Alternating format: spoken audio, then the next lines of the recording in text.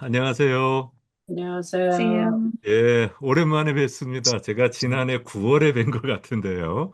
벌써 7개월, 8개월이 지금 흘러가고 있네요. 참 시간은 빠르다는 생각을 합니다.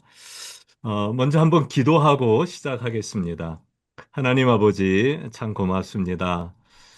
급변하는 시대 속에서 또 우리에게 현실적으로 너무나 급하게 다가오고 있는 시니어 사역에 대한 열망과 또 소망을 갖게 하시고, 그래서 이 프리스티지 대학에서 준비한 이 100세 과정, 지도자 과정에 참여해서 지금까지 3학기 이상 공부할 수 있도록 우리 모두를 지켜주신 것을 감사합니다. 하나님, 우리 모두가 시작하는 것입니다. 또 강사들도 또 배우는 모든 분들도 어떤 터전 위에 이 모든 것이 이루어지는 것이 아니라 이제 만들어가고 있는 그런 과정입니다. 하나님 하나하나 우리 모두가 협력해서 잘 만들어져 가는 이 시니어 또 과정들이 될 수 있도록 하나님 도와주시옵소서. 아멘. 3주 동안 시니어 제자 훈련에 대해서 같이 나눌 때 하나님 우리 모두에게 지혜를 주시고 또 이 모든 것을 잘 또 습득할 수 있는 또 생각해낼 수 있는 지혜가 우리 모두에게 있도록 하나님 축복해 주시옵소서. 아멘. 비참한 발걸음들 재촉해 주시고 함께 동참하도록 도와주시옵소서. 아멘. 님의 아멘. 이름으로 기도드리옵나이다. 아멘. 아멘. 아멘. 여러분들은 좀 삶의 변화가 그동안 한 7, 8개월 동안 있으셨는지 모르겠습니다. 저는 변화가 참 많았습니다. 그래서 제가 제 인생의 어떤 변화 그동안 있었던 그거를 잠깐 말씀드리려고 합니다. 그 이유는 이게 제자 훈련과 연관이 돼 있기 때문에 그렇습니다. 뭐 저를 소개할 겸 또 저에 대한 그동안의 변화를 조금 먼저 말씀드리도록 하겠습니다. 저는 지난 그 12월 말에 어, 은퇴를 했습니다. 제가 먼저 한번 좀 스크린 쉐어를 조금 하는 게 좋을 것 같습니다.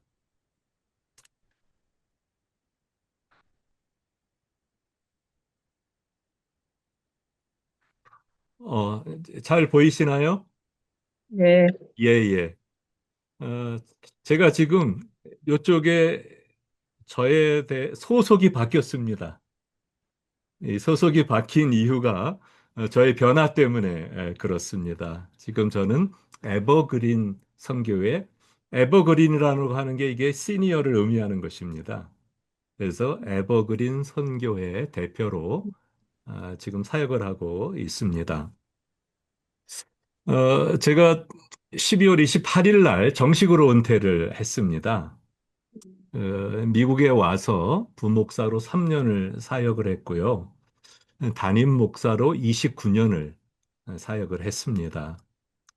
그래서 그 캘리포니아에서 한 11년 정도 사역을 했고요. 또 이 덴버에 와서 18년 사역을 하고, 지난 12월에 정식으로 은퇴를 했습니다. 그 은퇴 후에 에버그린 선교회를 창립했습니다.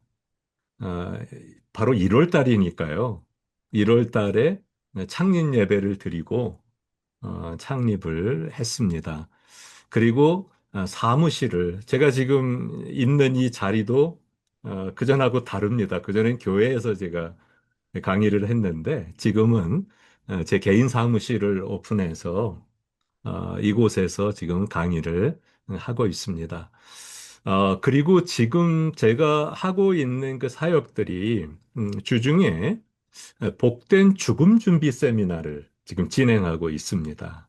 이것도 나중에 좀 설명을 제가 드릴 겁니다. 그리고 시니어들을 위해서 성경 지리 클래스를 오픈해서 지금도 강의를 일주일에 2번 강의를 지금 하고 있습니다. 제가 이렇게 변화가 일어났던 그 계기는요, 한 3년 전, 그때 저희 아버님이 한국에서 돌아가셨습니다. 저희 아버님도 평생 목회를 하셨던 이제 목사님이셨는데, 어머님이 한 2년 먼저 돌아가셨고요. 어, 한국에 이렇게 모실 분이 없는 그런 관계로 요양원에 들어가셨습니다. 그래서 요양원에 가셔서도 아버님은 좀 사역을 많이 하셨습니다. 요양원에서 주일 예배를 늘 인도를 하셨고요. 그리고 제가 가서 뵈인 지 3개월 후에 아주 급하게 연락이 왔습니다. 아버님 위독하시다고. 그래서 제가 나가서 임종을 보고 장례까지 치르고 3년 전에 돌아왔습니다. 어, 한 일주일 정도 병원에 계셨는데요. 그때는 혼수 상태였기 때문에 뭐 말씀은 한마디도 하시지도 못했고 듣지도 못했습니다. 그런데 아버님이 그 요양원에서 뭐 걸어서 병원으로 가셨으니까요. 그때 요양원에 계신 그 원장님 사모님, 목사님이시고 사모님이신데 그 사모님한테 이렇게 얘기를 하셨다는 거예요. 그것만 제가 이제 전해 들었습니다. 그 사모님한테 병원으로 걸어서 가시면서 이제 나의 사명이 다 된 것 같다. 그걸 느끼셨던 것 같아요. 그때가 88세셨는데 어, 병원을 걸어서 들어가실 정도였는데, 근데 벌써 직감을 하시고, 이제 나의 사명이 다 이제 끝난 것 같다. 그러면서 병원에 가셔서, 그 다음 날부터 혼수 상태로 들어가셨어요. 그러면서 일주일 만에 돌아가시게 됐는데, 그때 제가 그 아버님의 그 마지막 말씀, 사명을 다한 것 같다. 그게 저한테 굉장히 많이 와 닿습니다. 그리고 아버님이 88세시니까 저도 뭐 특별히 어, 제가 앞으로 어느 정도를 살 것인가 이런 거를 이제 계산을 좀 해봤어요. 그랬더니 뭐 특별한 일이 없다면은 아마 아버님 88세보다는 더 살게 되지 않을까. 물론 이건 뭐 전혀 모를 일입니다. 하지만 일반적으로 본다면은 지금의 이런 그 추세를 보더라도 좀 더 살지 않을까라는 생각을 합니다. 그렇다면 제가 지금 65세인데 남아있는 기간이 어느 정도인가를 생각해 봤어요. 그랬더니 참 적지 않더라고요. 제가 한 30년 정도를 생각했습니다.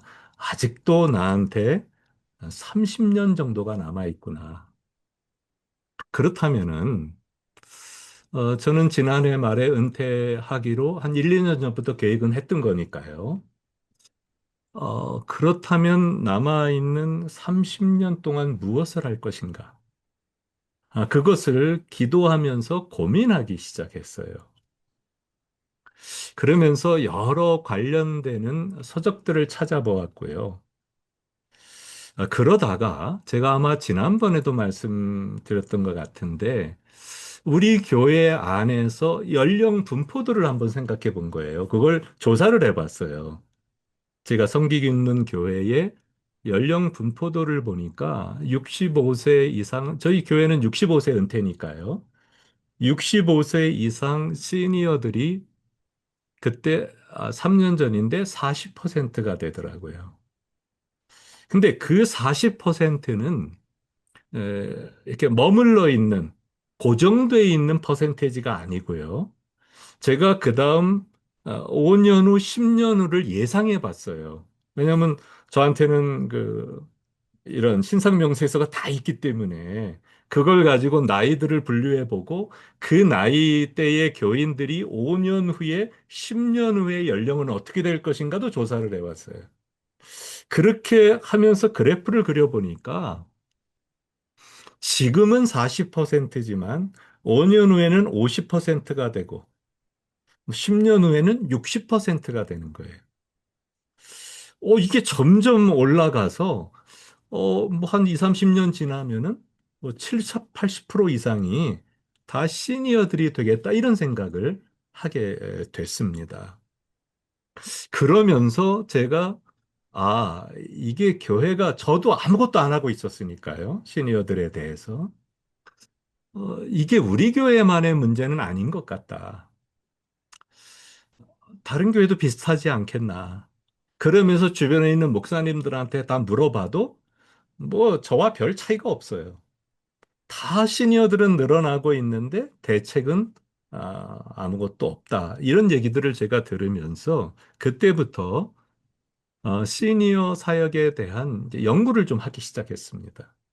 관련되는 책들을 많이 탐독을 했고요. 제가 이제 강의 시간에 그런 책들도 간단간단하게 소개를 좀 해드릴 겁니다.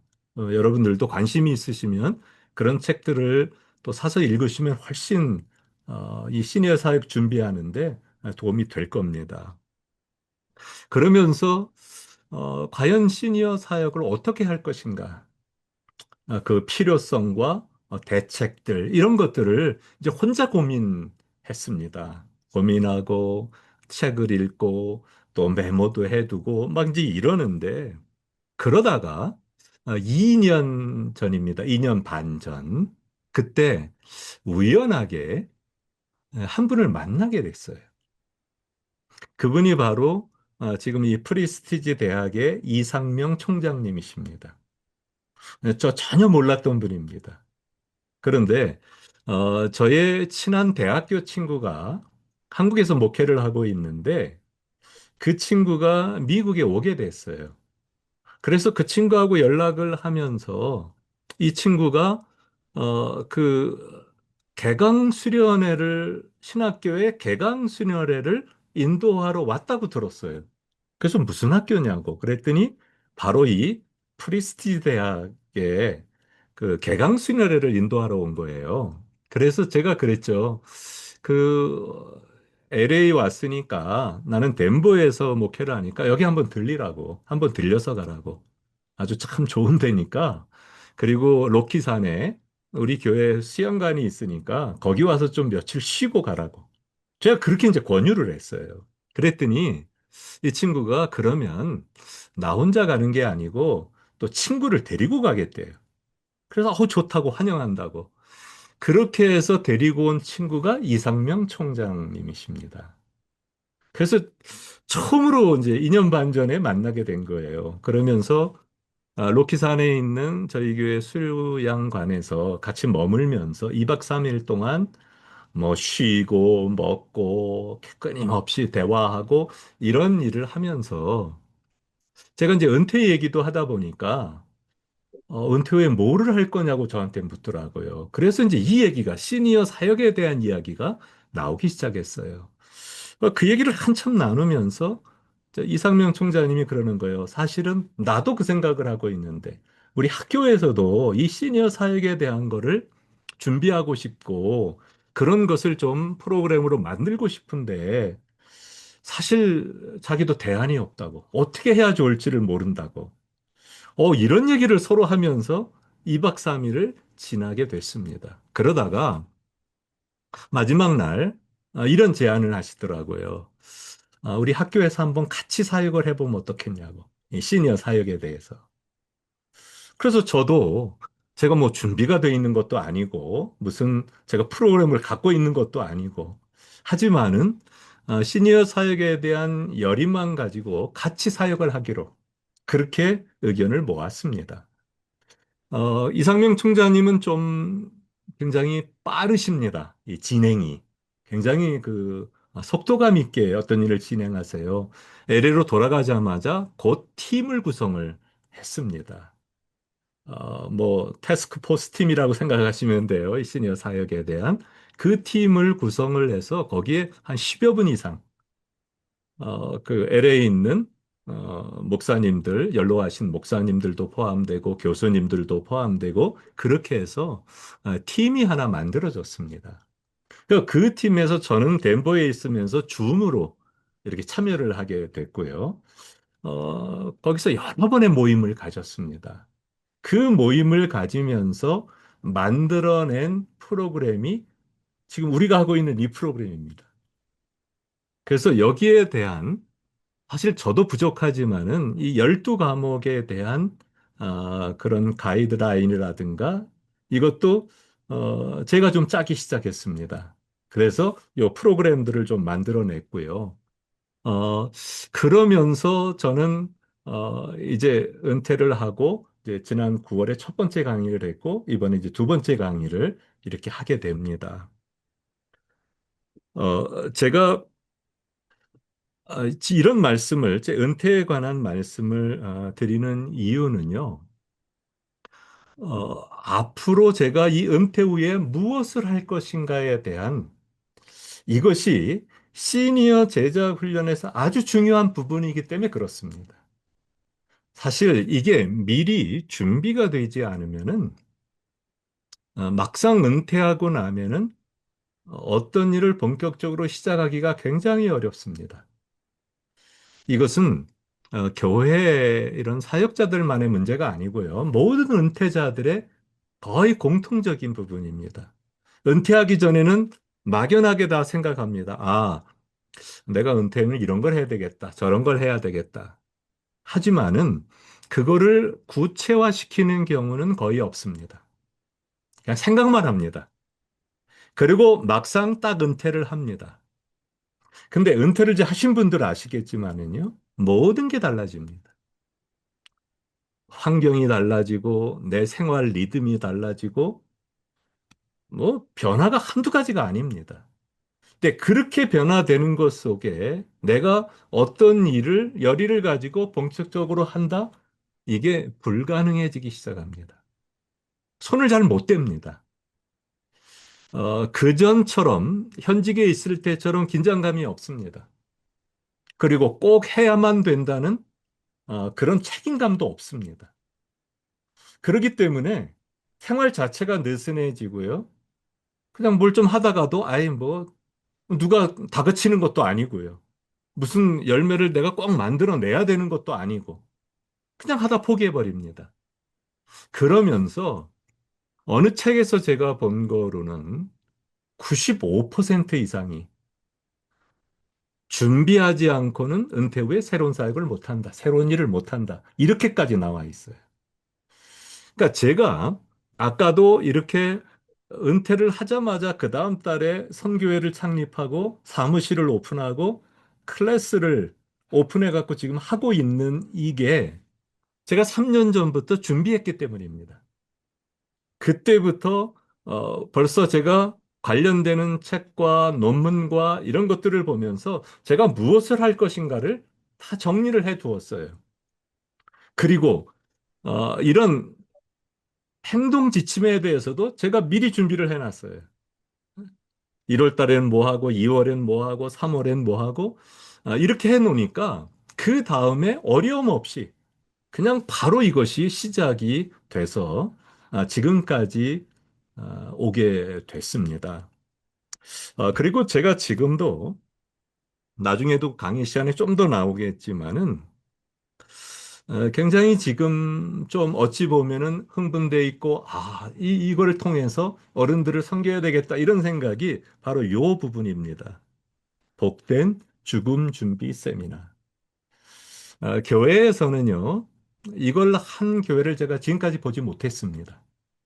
그러니까 한국 교회도 그렇고, 미국 교회도 그렇고, 제가 뭐 웹사이트나 뭐 여러 군데 이렇게 찾아보지만 이런 게 공식적으로 광고가 되고 이러면은, 웹사이트에 나옵니다.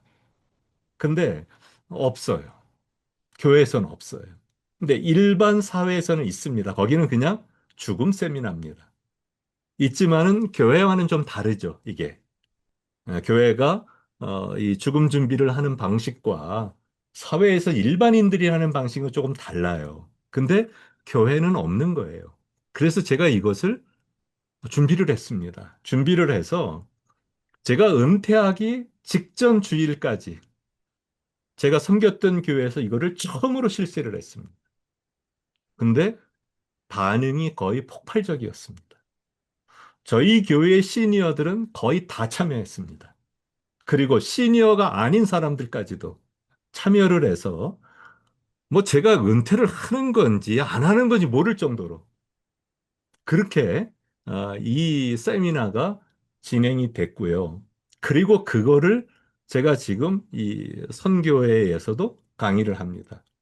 그리고 또 이것이 어디로 지금 이제 퍼져나가고 있냐면은요. 이 시니어 센터입니다. 시니어 센터들로 지금 이게 퍼져나가고 있습니다. 그래서 그거는 제가 좀 더 설명드리는데 참 놀라운 거는요. 이 시니어 센터들은 교회가 하는 데가 아닙니다. 기독교가 하는 데가 아닙니다. 일반인들이 하는 데입니다. 일반인들이 하는 그 시니어 센터에 제가 덴버에 있는 한 시니어 센터를 방문했는데 70%가 교회 안 다닙니다. 신앙인들은 30%밖에 되지 않습니다. 제가 그분들에게 이 세미나를 진행하면서 복음을 전할 수 있다는 건 저는 굉장한 특권이라고 생각합니다. 그래서 정말 이분들에게 그분들에게 꼭 필요한 어찌 보면은 이거 듣고 싶다 이럴 정도로 했던 걸 통해서 복음을 제시할 수 있는 그리고 그들의 마지막 노년 세대에 예수 그리스도를 영접하게 만들 수 있는 제가 그 생각을 하면서 얼마나 기쁜지 몰라요.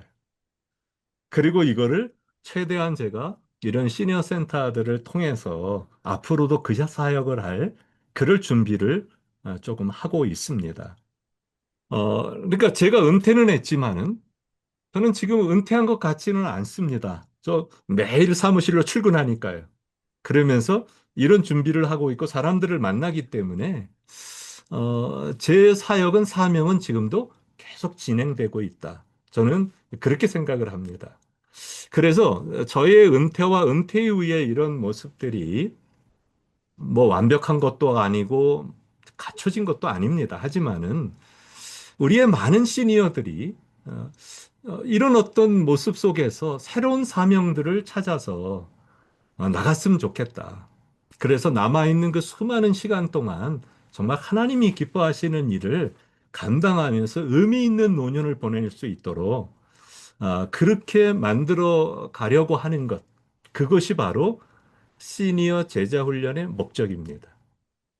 그래서 이제 이 시니어 제자 훈련에 대한 말씀을 이제 오늘부터 3시간에 걸쳐서 3주에 걸쳐서 드릴 텐데 한번 저와 함께 여기에 동행을 좀 해 주셨으면 좋겠습니다.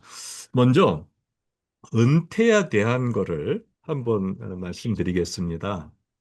은퇴가 제도화된 게 사실 그렇게 멀지 않은 얘기입니다. 19세기 말 산업화가 아주 빠르게 이루어집니다. 그리고 연금 제도가 도입이 됩니다. 그 후에 만들어진 겁니다. 은퇴라고 하는 게 뭐 오래전부터 있었던 이야기가 아니라 20세기 들어오면서 서서히 만들어지기 시작한 것. 그게 은퇴라는 말입니다. 1935년에 프랭클린 루즈벨트 대통령이 그때 미국의 대공황이 왔고요. 노인들의 빈곤 문제가 정말 심각해졌습니다. 그들이 준비해 놓은 거 없이 이 레이업을 당하면서 더 이상 살아갈 수 없는 그런 환경이 됐습니다. 그때 루즈벨트 대통령이 소셜 시큐리티, 우리가 지금 너무나 잘 알고 있는 그 사회보장법에 서명함으로써 사실 은퇴라는 이런 말이 공식화가 된 것입니다. 한국은 또 그거보다는 훨씬 늦죠. 1988년 1월에 국민연금이 도입됩니다.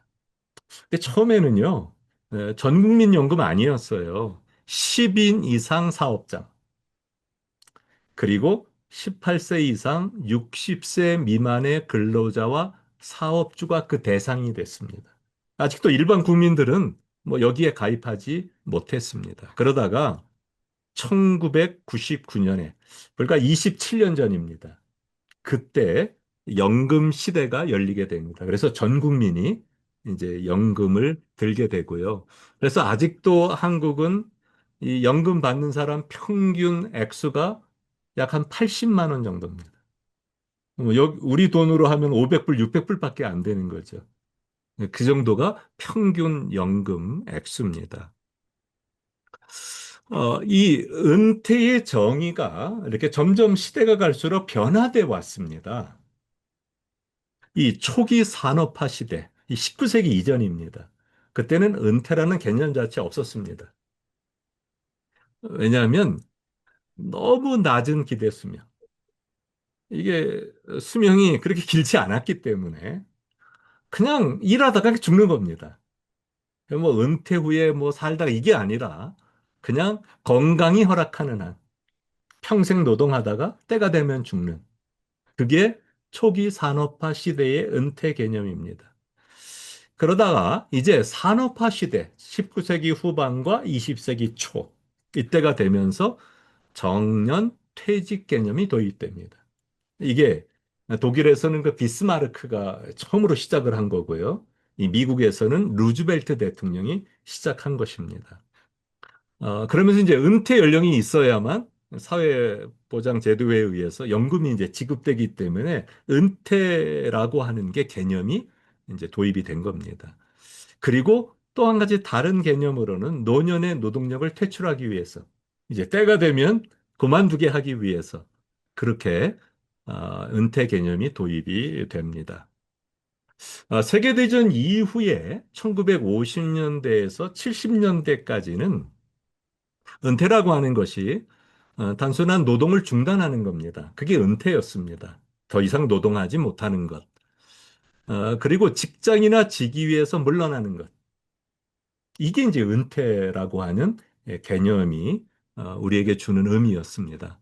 그러니까 생산 가능 연령이 이제 종료됐다. 이제 일할 수 없는 나이다. 이것이 바로 1950년대에서 70년대까지의 이 은퇴 개념이다. 그러니까 다른 말로 표현하면 은퇴 이후의 삶이 거의 없는 겁니다. 그냥 은퇴는 내 노동이 끝나버리는 것.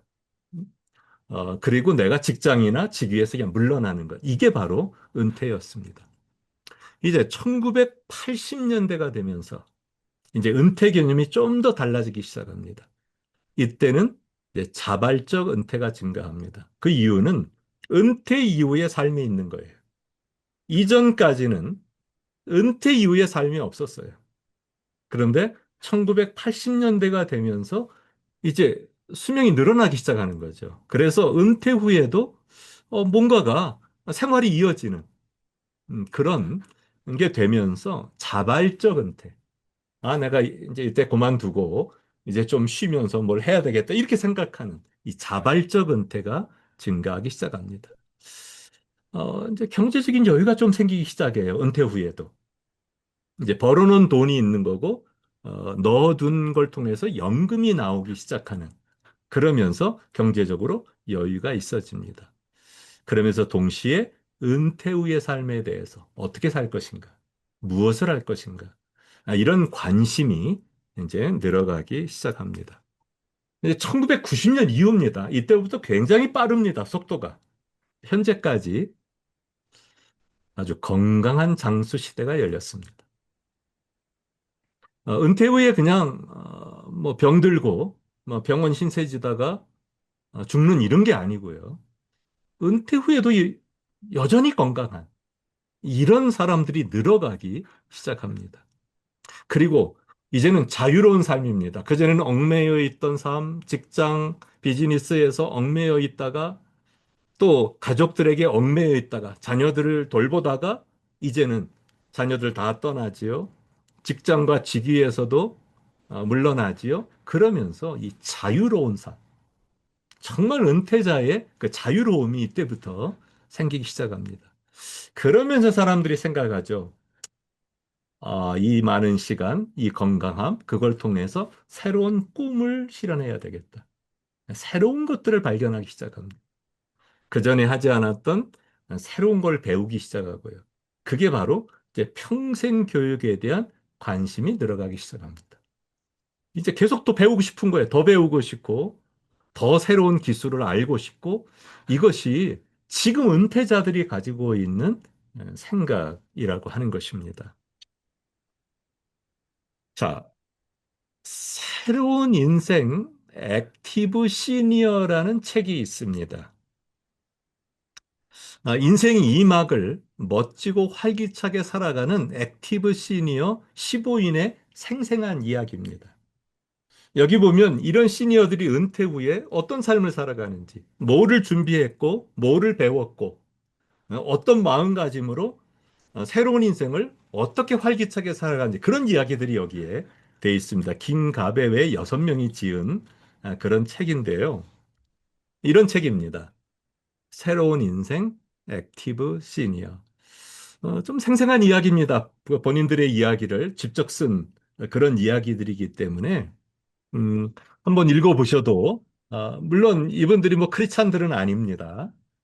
일반인들인데 뭐 그 개중에는 또 크리스찬들도 있어요. 그래서 이분들의 이야기 가운데 어떻게 준비해서 어떻게 새로운 인생을 살아가는지 그런 것들이 나와 있습니다. 거기에 이제 한 사람이 김경철 교수라는 분입니다. 이분은 대기업에서 31년간을 근무합니다. 그리고 2011년 말에 은퇴합니다.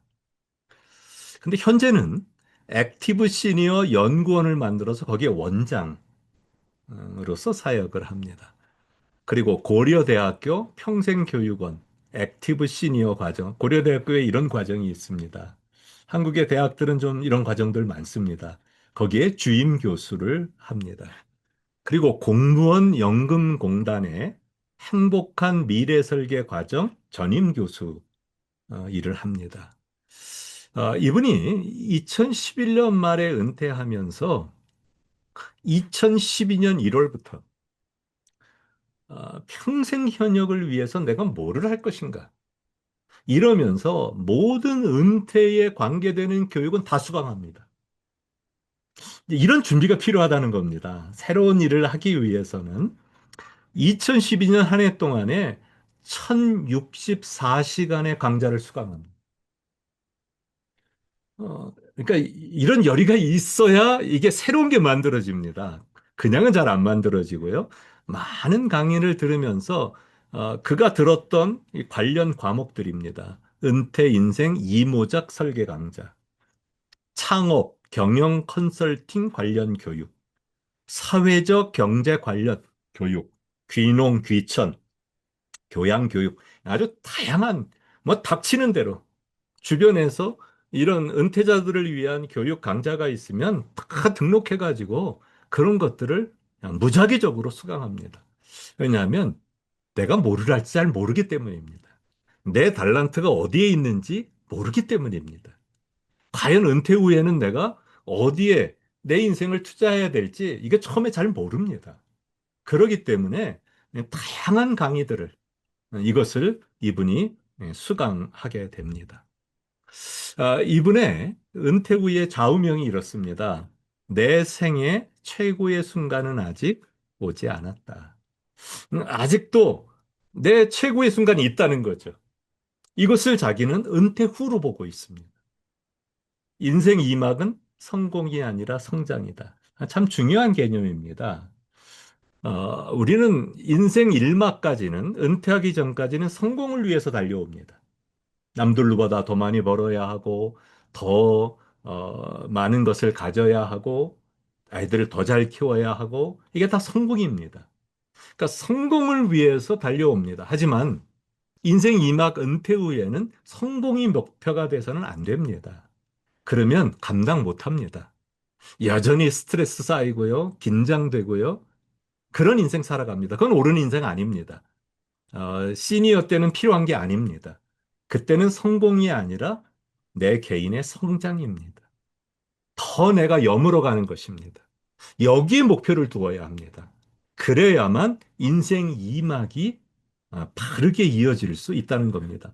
이분이 그런 좌우명을 가지고 계속 배워갔습니다.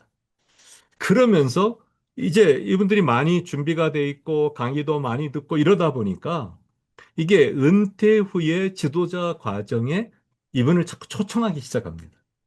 그래서 강의를 하기 시작하고 그러면서 액티브 시니어 연구원을 만들게 되고 아주 활발하게 지금도 시니어들을 해서 활동하고 있는 그런 분입니다. 또 한 분은 부세진 원장이라는 분입니다. 이분은 광부였습니다. 동원 탄광에서 30년을 근무했습니다. 아버지도 광부고요. 본인도 광부입니다. 아버지도 30년 광부 생활했고 본인도 30년 광부 생활해서 도합 60년을 광부 생활을 했던 그런 분입니다. 이분은 아주 신실한 크리스찬이에요. 그런데 사실 뭐 아버지가 광부하고 자기가 어릴 때부터 젊어서부터 광부 생활하면서 공부를 그렇게 중요시 여기지 않았어요. 그래서 중학교 졸업이 정규 학력의 전부입니다. 그런데 이제 광부 생활을 하면서 이 공부에 대한 그런 관심을 이분이 갖기 시작합니다. 그러면서 38살에 방송통신고에 입학을 하면 광부 생활하면서 공부하는 겁니다. 그리고 55세에 대학을 졸업합니다. 그런데 2004년에 그가 근무했던 동원 탄자의 폐광으로 강제 은퇴를 합니다. 이때 모든 이런 탄광들이 다 폐쇄가 됐습니다. 한국의 그 태백이라고 하는 맞은 탄광촌인데요. 모든 것이 폐쇄가 되면서 대부분 다 강제 은퇴를 하게 됐습니다. 30년 광부 생활하면서 남은 게 이 진폐증, 이 탄광 때문에, 탄가루 때문에 생기는 진폐증만 남았다고 합니다. 그래서 얼마든지 인생을 저주하고, 뭐, 불평과 이 사회에 대한 불평과 불만, 이런 것으로 보낼 수 있었는데, 이분은 그때부터 생활을 완전히 바꾸기 시작합니다. 그런데 이 늦어서 공부한 이런 대학의 공부들이 대부분 노인들에 대한 것이었습니다. 시니어들에 대한 것. 그런 공부를 했습니다. 이런 공부를 하면서 어, 사회봉사에 전념하기 시작합니다. 그래서 강원도 정선, 영월, 지금 이런 이 탄광들이 있었던 이런 지역들에 경로대학을 세우게 됩니다. 뭐 몇 분 되지 않아요. 그런 데는 공식적으로 이런 게 세워져 있지도 않아요. 이분이 가가지고 몇 사람을 놓고 경로대학을 하는 겁니다. 그래서 그런 오지 마을들을 다니면서 이분이 출장 강의를 이제 하기 시작하는 거죠. 그러면서 지금은 탄광촌에 노인 요양원을 세웠습니다. 거기에 원장을 하면서 이 노인들을 돕고 섬기고 있는 이런 전혀 또 다른 광부의 그런 삶과 전혀 다른 그런 인생을 지금도 아주 활기차게 살아가고 있는 그런 분입니다. 구세진 원장의 은퇴 후의 삶의 특징을 보면은 진폐증을 선물로 바꾼 사람입니다. 그러니까 진폐증이라 하는 평생 안고 있어야 할 이런 병을 불평과 불만으로 바꾸지 않고 그게 오히려 자기에는 선물이다. 인생을 알게 되고 이런 어려운 환경에 처한 사람들을 불쌍히 여길 수 있게 되는 이게 선물이다. 이렇게 이분은 생각합니다. 그리고 과거는 참 암울했고 힘들었습니다. 하지만 과거에 묻혀 살지 않습니다. 과거는 현재보다 중요하지 않다. 지금이 중요하다. 지금 내가 하고 있는 이런 사역들, 어르신들을 돌보는 이런 게 중요하지, 과거의 그런 어려움은 중요하지 않다. 이렇게 여깁니다. 그리고 남아있는 삶을 그는 덤으로 생각하는 그런 인생을 지금 살아가고 있습니다. 뭐 이런 이야기들, 이게 14분의 이야기가 그 책에 이렇게 실려져 있습니다. 제가 두 분 이야기만 좀 말씀을 드린 겁니다. 그, 예, 누가 질문이 있으세요? 네, 예, 예, 말씀하세요. 그 책 이름이 뭐라고 그러셨죠? 제가 다시 보여드릴게요. 예, 여기 액티브 시니어, 새로운 인생 액티브 시니어. 네, 네, 감사합니다. 예.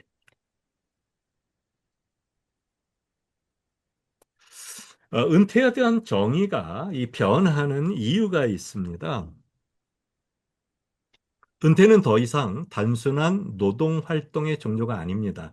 1990년대 이전까지는 이런 생각했습니다. 노동활동이 끝나는 겁니다. 그게 은퇴입니다. 그리고 얼마 되지 않아 죽었습니다. 그렇기 때문에 뭐 은퇴 후에 무슨 새로운 삶 이런 자체가 사실 존재하지 않았습니다. 은퇴는 개인의 삶의 질을 높이고 자아 실현을 추구할 수 있는 기회다. 왜일까요? 시간이 많이 남아 있거든요. 그 많은 시간들을 얼마든지 우리의 삶의 질을 높일 수 있다는 거죠. 새로운 거를 배우고 새로운 꿈을 꾸고 그래서 자아 실현을 그 전까지는 어찌 보면은 내가 원하는 삶이 아니었어요. 가족들을 위한 삶, 돈을 벌기 위한 삶, 어떤 책임감에 의해서 살아가는 그런 삶이었어요. 그런데 정말 은퇴 후에는요, 은퇴 후에 좋은 게 저도요 지금 이제 4개월째 돼가지만 누가 뭘 하는 사람이 없어요. 제가 뭐 아침에 일찍 일어나든 늦게 일어나든 저보고 뭘 하는 사람이 없고요. 저한테 뭐 오라 마라 이러는 사람도 없어요. 심지어 제가 평생 목회를 하면서 뭐 병원 수없이 갔습니다. 뭐 요양원, 뭐 급하면은 달려갔고요. 제가 장례를 한 10여 건을 매년 치렀습니다.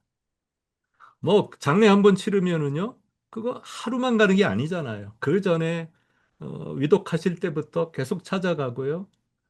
뭐 깜짝깜짝 놀라는 일들 많았습니다. 한밤중에 자다가도 전화 받고요. 그때 위독하면 제가 달려가야 되니까. 근데 제가 딱 은퇴하고 나서는 그런 게 하나도 없어요. 뭐 저를 찾을 이유도 없는 거고요. 제가 그 책임을 가질 이유도 없는 거고요. 그러니까 지금 제가 은퇴 후에는 뭐 책임감에 의해서 뭐를 하는 게 없어요. 이제는 오직 제가 하고 싶은 거예요. 그게 자아 실현이에요. 정말 내가 원하고 내가 이루려고 하는 것, 이거를 추구할 수 있는 기회. 그게 주어진다는 거죠. 이게 이제 은퇴 정의가 바뀌어가는 이유입니다. 은퇴 후에도 자신의 관심사와 능력에 따라 다양한 활동을 합니다. 하고 싶은 거 다 합니다. 그전에는 아무리 하고 싶어도 시간도 안 되고 또 저런 거 해도 되나? 뭐 주변에 눈도 있잖아요. 그런 것 때문에 못했던 일들, 이런 것들을 은퇴 후에 뭐 관심만 있으면 무엇이든지 할 수 있는 이런 시대가 됐습니다. 그래서 은퇴 정의가 바뀌는 거예요. 은퇴는 새로운 삶의 시작이다. 지금까지 삶의 연장이 아닙니다. 지금의 은퇴는 완전히 새로운 인생입니다. 그런 게 우리 앞에 펼쳐집니다. 그렇기 때문에 은퇴에 대한 정의가 지금 바뀌어가고 있는 것. 그걸 우리가 알 수 있게 됩니다. 자, 이제 평균 기대 수명의 변화를 한번 보세요. 1970년대부터 나와 있는 조사입니다. 한국 사람인데요. 이 파란 게 남자고, 이 황토 색깔이 여자입니다. 이게 지금 70년대는요, 남자는 평균 수명 58.7세밖에 안 됐어요. 그러니 그냥 이때까지 일하다가 죽는 거예요. 여자는 보통 한 6년, 7년 높죠, 남자보다. 65.8세였고요. 이게 뭐 1990년대, 90년대 이때부터 많이 달라졌다고 지금 제가 말씀드렸어요. 은퇴 정의가. 이때 67.5세로 올라갑니다. 이제 은퇴 후에 조금 시간이 남는 거예요. 그래도 뭐 별거 아니에요. 얼마 안 남아요. 그런데 지금 2019년도에 80.3세가 됩니다. 여성분은 86.3세가 됩니다. 여러분, 이 차이가 아주 급격해지기 시작합니다. 이것도 2019년이에요. 7년 전 이야기란 말입니다.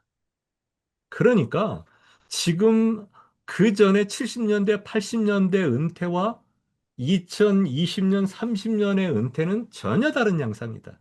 은퇴 후에도 20년, 30년의 이 삶이 지금 남아 있다는 것입니다. 이게 평균입니다. 개인은 또 사실 이거보다 높은 사람들 많거든요. 왜냐하면 여기에는 어려서 사고로 죽는 사람 다 포함되어 있기 때문입니다. 정상적인 사람, 정상적으로 늙는 사람, 이거보다 다 높습니다. 이게 지금 남녀가를 합친 겁니다. 조금 전에 거는 남녀를 분류해서 6년, 7년의 갭이 있었지만은요, 남녀를 합쳐가지고 지금 1970년에 62.3세에서 20년에는 83.5세로 올라갔습니다. 여기 50년 요 사이에 20년이 올라가 있는 그런 지금 통계 숫자를 우리가 보고 있습니다. 그런데요, 이것이 2025년, 지난해 84.5세입니다. 그리고 2035년, 앞으로 9년 후가 되면은 90세를 넘어설 것으로 예상합니다. 그러니 인생 100세 시대가 지금 다가오고 있는 거죠. 이게 말만이 아닙니다. 우리의 삶에 현실적으로 다가오고 있는 인생 100세 시대가 지금 도래한 것입니다. 그러니까 은퇴가 그 전에 70년대, 80년대까지와 지금은 전혀 양상이 다른 그런 은퇴로 지금 바뀌고 있는 걸 봅니다. 이제 은퇴 후에 남은 시간을 한번 보세요. 30만 시간입니다. 시간으로 따지면.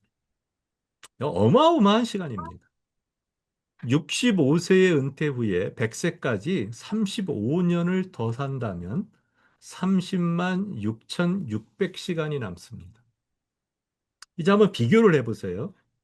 뭐 대학원까지 다 공부했다고 치면 30세입니다. 그때까지 교육에 들어간 시간보다 길고 많습니다. 우리한테 남아있는 시간이. 30세에서 65세까지 우리는 인생의 정말 황금기를 살아갑니다.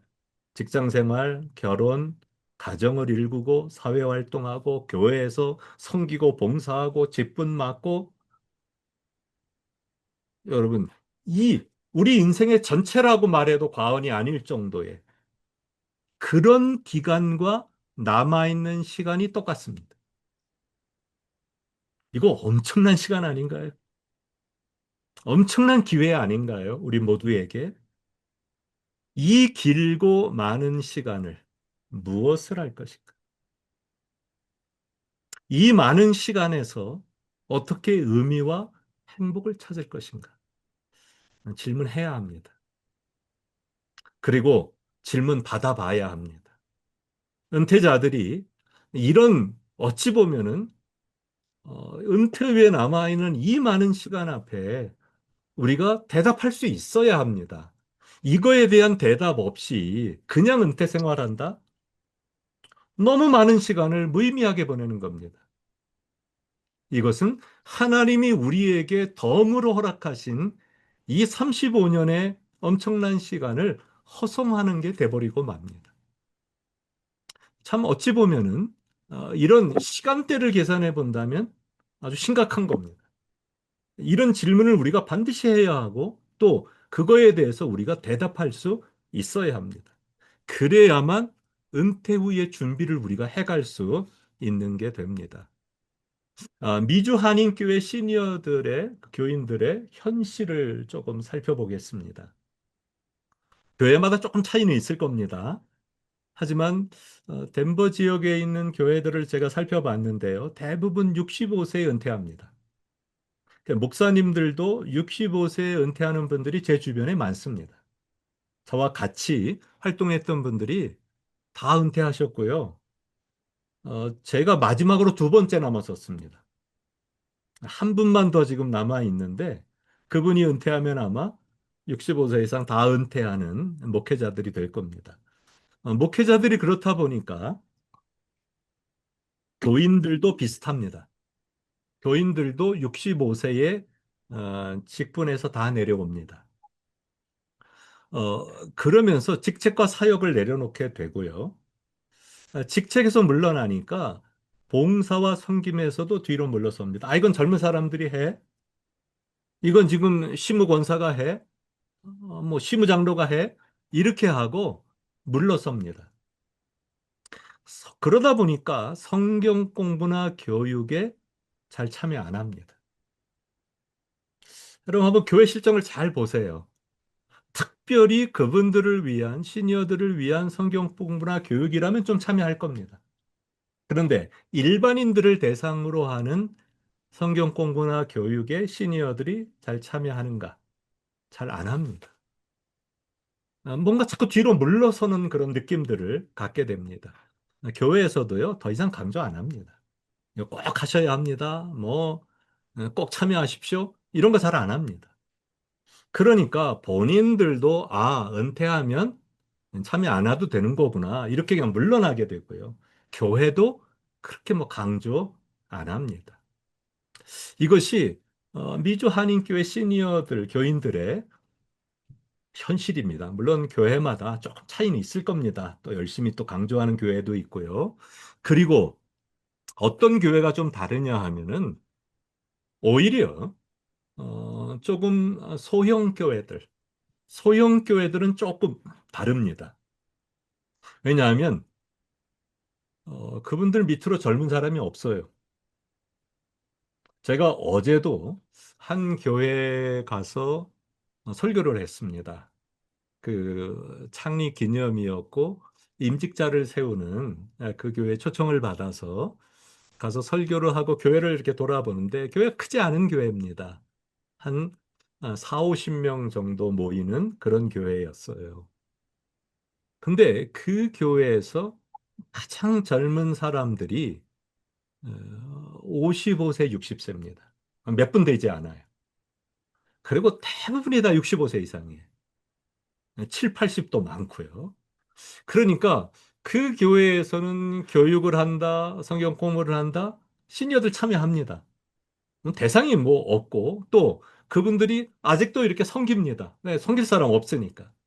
그러니까 오히려 작은 교회에서는 은퇴한 다음에도 섬기는 분들이 많이 있습니다. 하지만 이제 중형교회 이상으로 갈수록 시니어들은 이제 뒤로 물러서는 이런 일이 교회들에서 많이 이루어집니다. 여러분 이 책 읽어보셨죠? 칭찬은 고래도 춤추게 한다. 켄 블렌차드라는 분이 쓴 뭐 길지 않은 짧은 책인데 참 많이 베스트셀러가 됐던 책입니다. 거기에 이런 내용이 나옵니다. 예전에는 요 책에서 나오는 내용은 아니고요. 이분이 한 말입니다. 예전에는 은퇴한 후 생을 마감하는 것이 당연하게 생각되었다. 그러나 이제는 이야기가 다르다. 우리에게는 전에 없던 선택이 주어졌다. 여러분 이제 선택해야 됩니다. 지금은 너무 많은 시간이 있기 때문에 그 일에 정말 무엇을 할 것인지, 어떻게 살 것인지, 여기에 대한 그 선택들을 찾아야 하고, 그 선택을 해야만 합니다. 전혀 은퇴 후의 생활이 이제는 그전과 달라졌다는 것. 이거를 우리가 꼭 기억해야 하고, 그런 당면성을 우리가 가지고 있어야 합니다. 은퇴자들이 던져야 할 질문이 있습니다. 내 남은 인생 후반기의 목표는 무엇인가? 은퇴 후에 주어진 내 사명이 무엇인가? 꼭 물어봐야 합니다. 나는 무슨 목표로 남은 인생 살아갈 건가? 하나님이 여전히 내가 이렇게 30년, 35년을 살아가야 되는데 이 기간 동안에 나한테 무슨 사명을 주셨는가? 어떻게 사는 것이 가장 가치 있는 마무리인가? 이제 인생 후반기는 마무리로 가는 시간입니다. 어떻게 살아야만 가장 내 인생이 가치 있고 의미 있는 그런 마무리인가? 이거 질문해야 되고요. 남은 인생의 행복과 의미는 어디서 찾을 것인가? 이런 질문을 던지다 보면은 뭔가가 생각이 납니다. 그리고 찾기 시작합니다. 질문이 없이는 답이 없습니다. 질문하지 않으면 답을 내지 않습니다. 우리 스스로에게도 똑같습니다. 내가 내 인생에게 질문하지 않으면 답도 없습니다. 자꾸 질문 던져야 합니다. 목표가 뭔가? 내 인생의 후반기 목표가 뭔가? 올 1년 동안 2026년도의 목표는 무엇인가? 내 사명은 무엇인가? 이걸 질문하기 시작하면은 고민하게 되고요. 그걸 위해서 기도하게 되고요. 그리고 찾게 됩니다. 그러면서 그것을 정리해 가는 것입니다. 그거를 이렇게 다 모아가지고요, 추려가는 것입니다. 그러면 이 작업이 우리 속에서 계속 이어져야 합니다. 그리고 꼭 생각만 해서는 안 됩니다. 적으셔야 합니다. 이렇게 질문해 놓고 떠오르는 생각을 노트에다 적으셔야 합니다. 이걸 적으시고 뭐 그때 당장 뭔가를 만들어내지 않아도 돼요. 또 그 다음에 또 생각나면은요, 또 적으세요. 그러면서 그것을 이렇게 한번 융합을 해보세요. 그러면서 거기서 내가 만들어내는 결론들이 있을 겁니다. 그런 걸 가지고 실천해 가는 이런 작업들을 우리가 계속 해야 됩니다. 이런 은퇴에 대한 그 변화, 정의의 변화 이런 것 때문에 시니어 교육이 이제 변화가 필요하다는 거죠. 그래서 교회에서는 단순한 돌봄과 섬김 위주의 방향에서 하나님의 부르심과 사명을 재조명하는 시니어 제자 훈련의 필요성이 있다는 것입니다. 어, 교회도 그렇게 방향을 이제 바꿔야 하는 거고요. 그다음에 시니어 본인들도 시니어가 되면 직책을 내려놓고 나이가 들면 섬김을 받고 대우를 받으려고 합니다. 그런 생각이 뭐 안 들을 수 없죠. 젊어서 다 봉사했으니까. 뭐 저도 그런 얘기 많이 들었거든요. 이제는 젊은 사람들 하라고. 그런 수동적 입장에서 이제는 은퇴 후에도 많은 시간들이 남아 있기 때문에 끝까지 섬기고 봉사하는 능동적 자세로의 전환을 위한 교육이 필요하다는 겁니다. 이게 교회도 방향을 바꿔야 하고 시니어들도 이제 이 생각의 방향을 바꿔야만 그런 은퇴 후에 그 많은 시간에 대한 정말 사명 있는 시니어로서의 삶을 살아갈 수 있다는 것입니다. 어, 제가 아까 그 복된 죽음 준비 세미나, 그거를 이제 이 에버그린 선교회를 창립하고 이제 지역 신문에다 광고를 했어요. 광고를 해서 이제 화요일하고 목요일 날 클래스를 이제 오픈하고 거기 등록을 이제 받는 거로 하는데, 근데 어느 날 전화가 하나 한 분한테 왔어요. 그러면서 본인은 이 시니어 센터 여기 소장이라는 거예요. 그러면서 자기가 그런 죽음 세미나에 대해서 관심이 참 많다. 한번 우리 센터에 와서 해주실 수 없느냐 이렇게 요청이 들어왔어요. 그래서 뭐 저는 정말 바라던 거죠. 바라던 거고 제가 뭐 또 찾아다니면서 하겠다고 이렇게 하기는 어렵고 하지만 제가 한 번도 만나지 못했고 몰랐던 분인데 그분이 저한테 연락을 와서 뭐 밖에서도 만날 수 있고 한번 만나자고 그래서 제가 그렇게 얘기를 했어요. 제가 그 시니어 센터를 방문하겠다고. 시니어들이 이게 모여 있는 그때 내가 한번 가겠다고. 그래서 아침 10시에 시니어들 모여서 활동하고 있는 그때 이제 시니어 센터를 가게 됐어요. 바로 여기 시니어 센터입니다. 그 덴버에 최근에 와서 많이 늘어났어요. 지금 아주 공식적인 규모가 큰 시니어 센터가 한 6, 7개가 되고요. 이게 주로 한인들을 위한 겁니다. 6, 7개가 되고 이 작은 시니어 센터들도 뭐 7, 8개 정도 될 정도로 이 팬데믹 이후에 아주 급격하게 이게 지금 늘어나고 있는 실정입니다. 그 가운데서 가장 활발하게 알려져 있는, 활동하고 있는 그런 시니어 센터입니다. 그래서 이 시니어 센터를 가서 그래도 여러분 인원이 꽤 되죠. 어, 평균적으로 출석하는 인원이 70명. 매일 출석하는 인원이. 그리고 등록한 인원은 한 100, 한 3, 40명 된다고 하더라고요. 그분들이 매일 나오지는 못하니까 이렇게 돌아가면서 나오는데 한 70명에서 80명 정도가 매일 참석하고 있다. 그런 얘기를 들었습니다. 뭐 활동을 얼마나 활발하게 하는지 몰라요.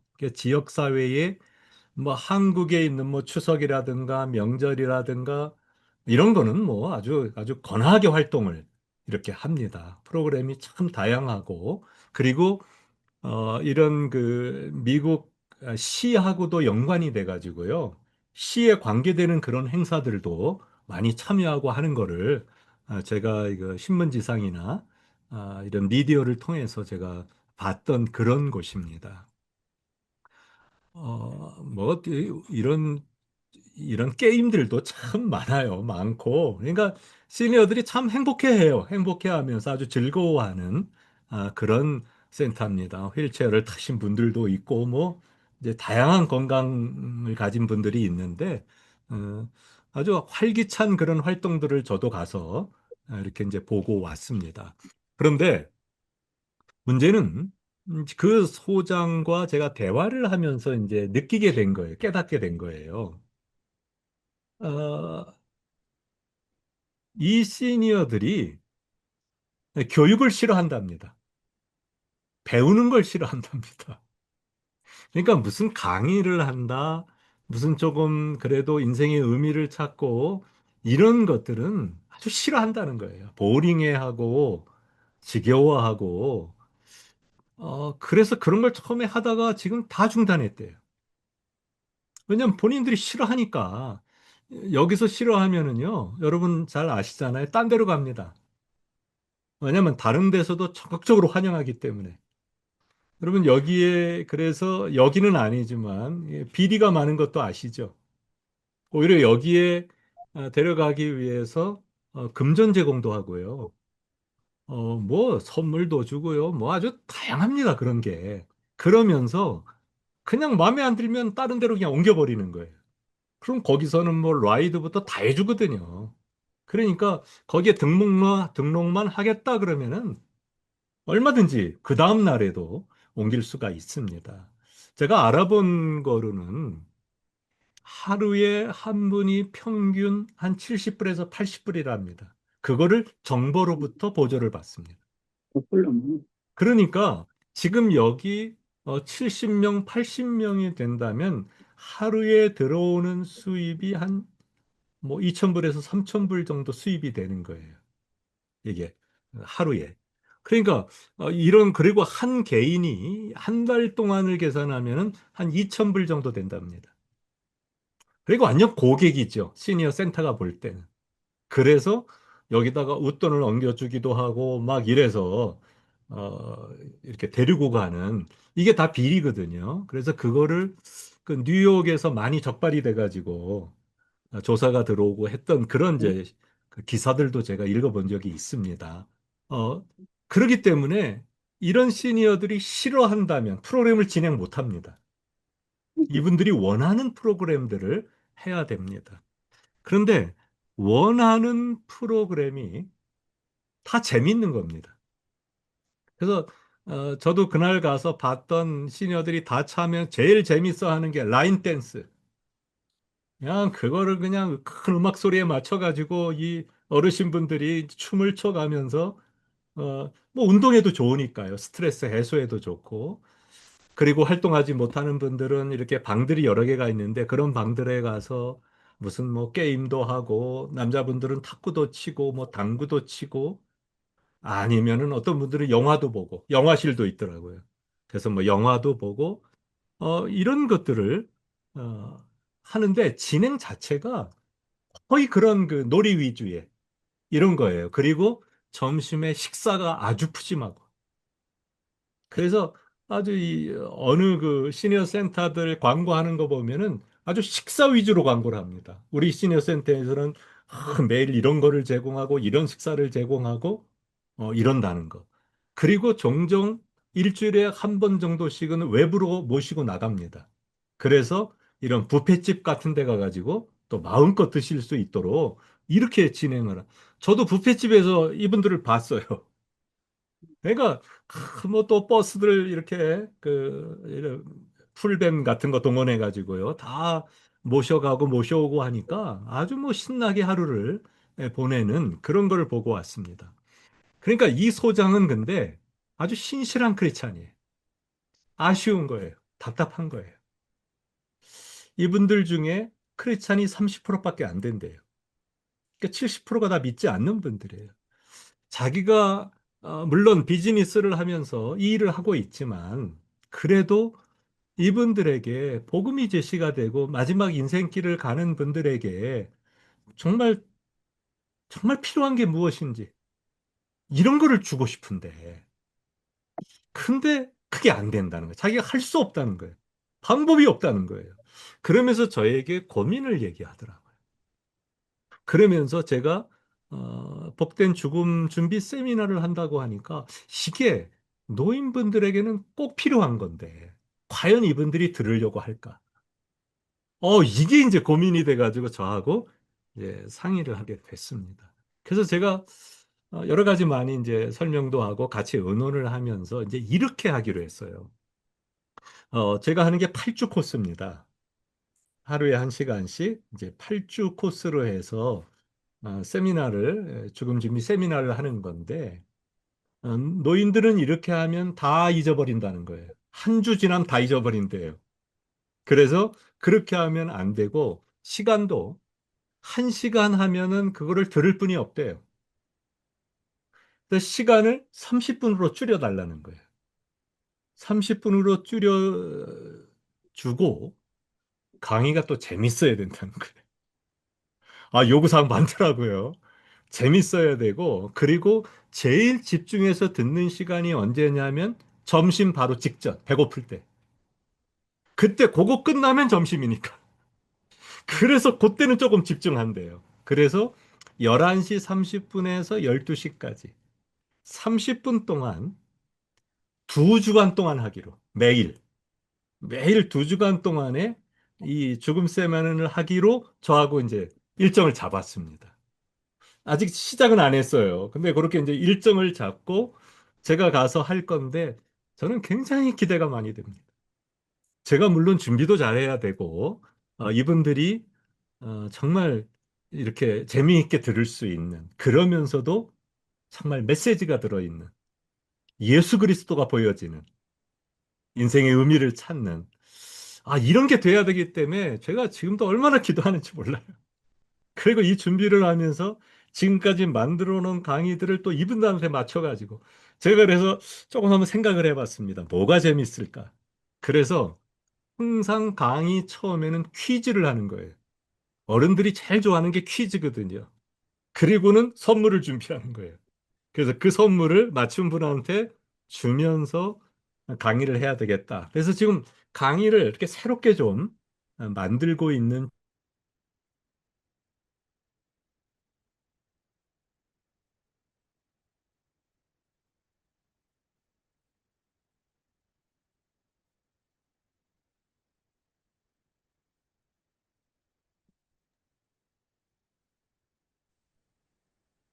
지금 교수님 줌 환경이 안 좋은 것 같습니다.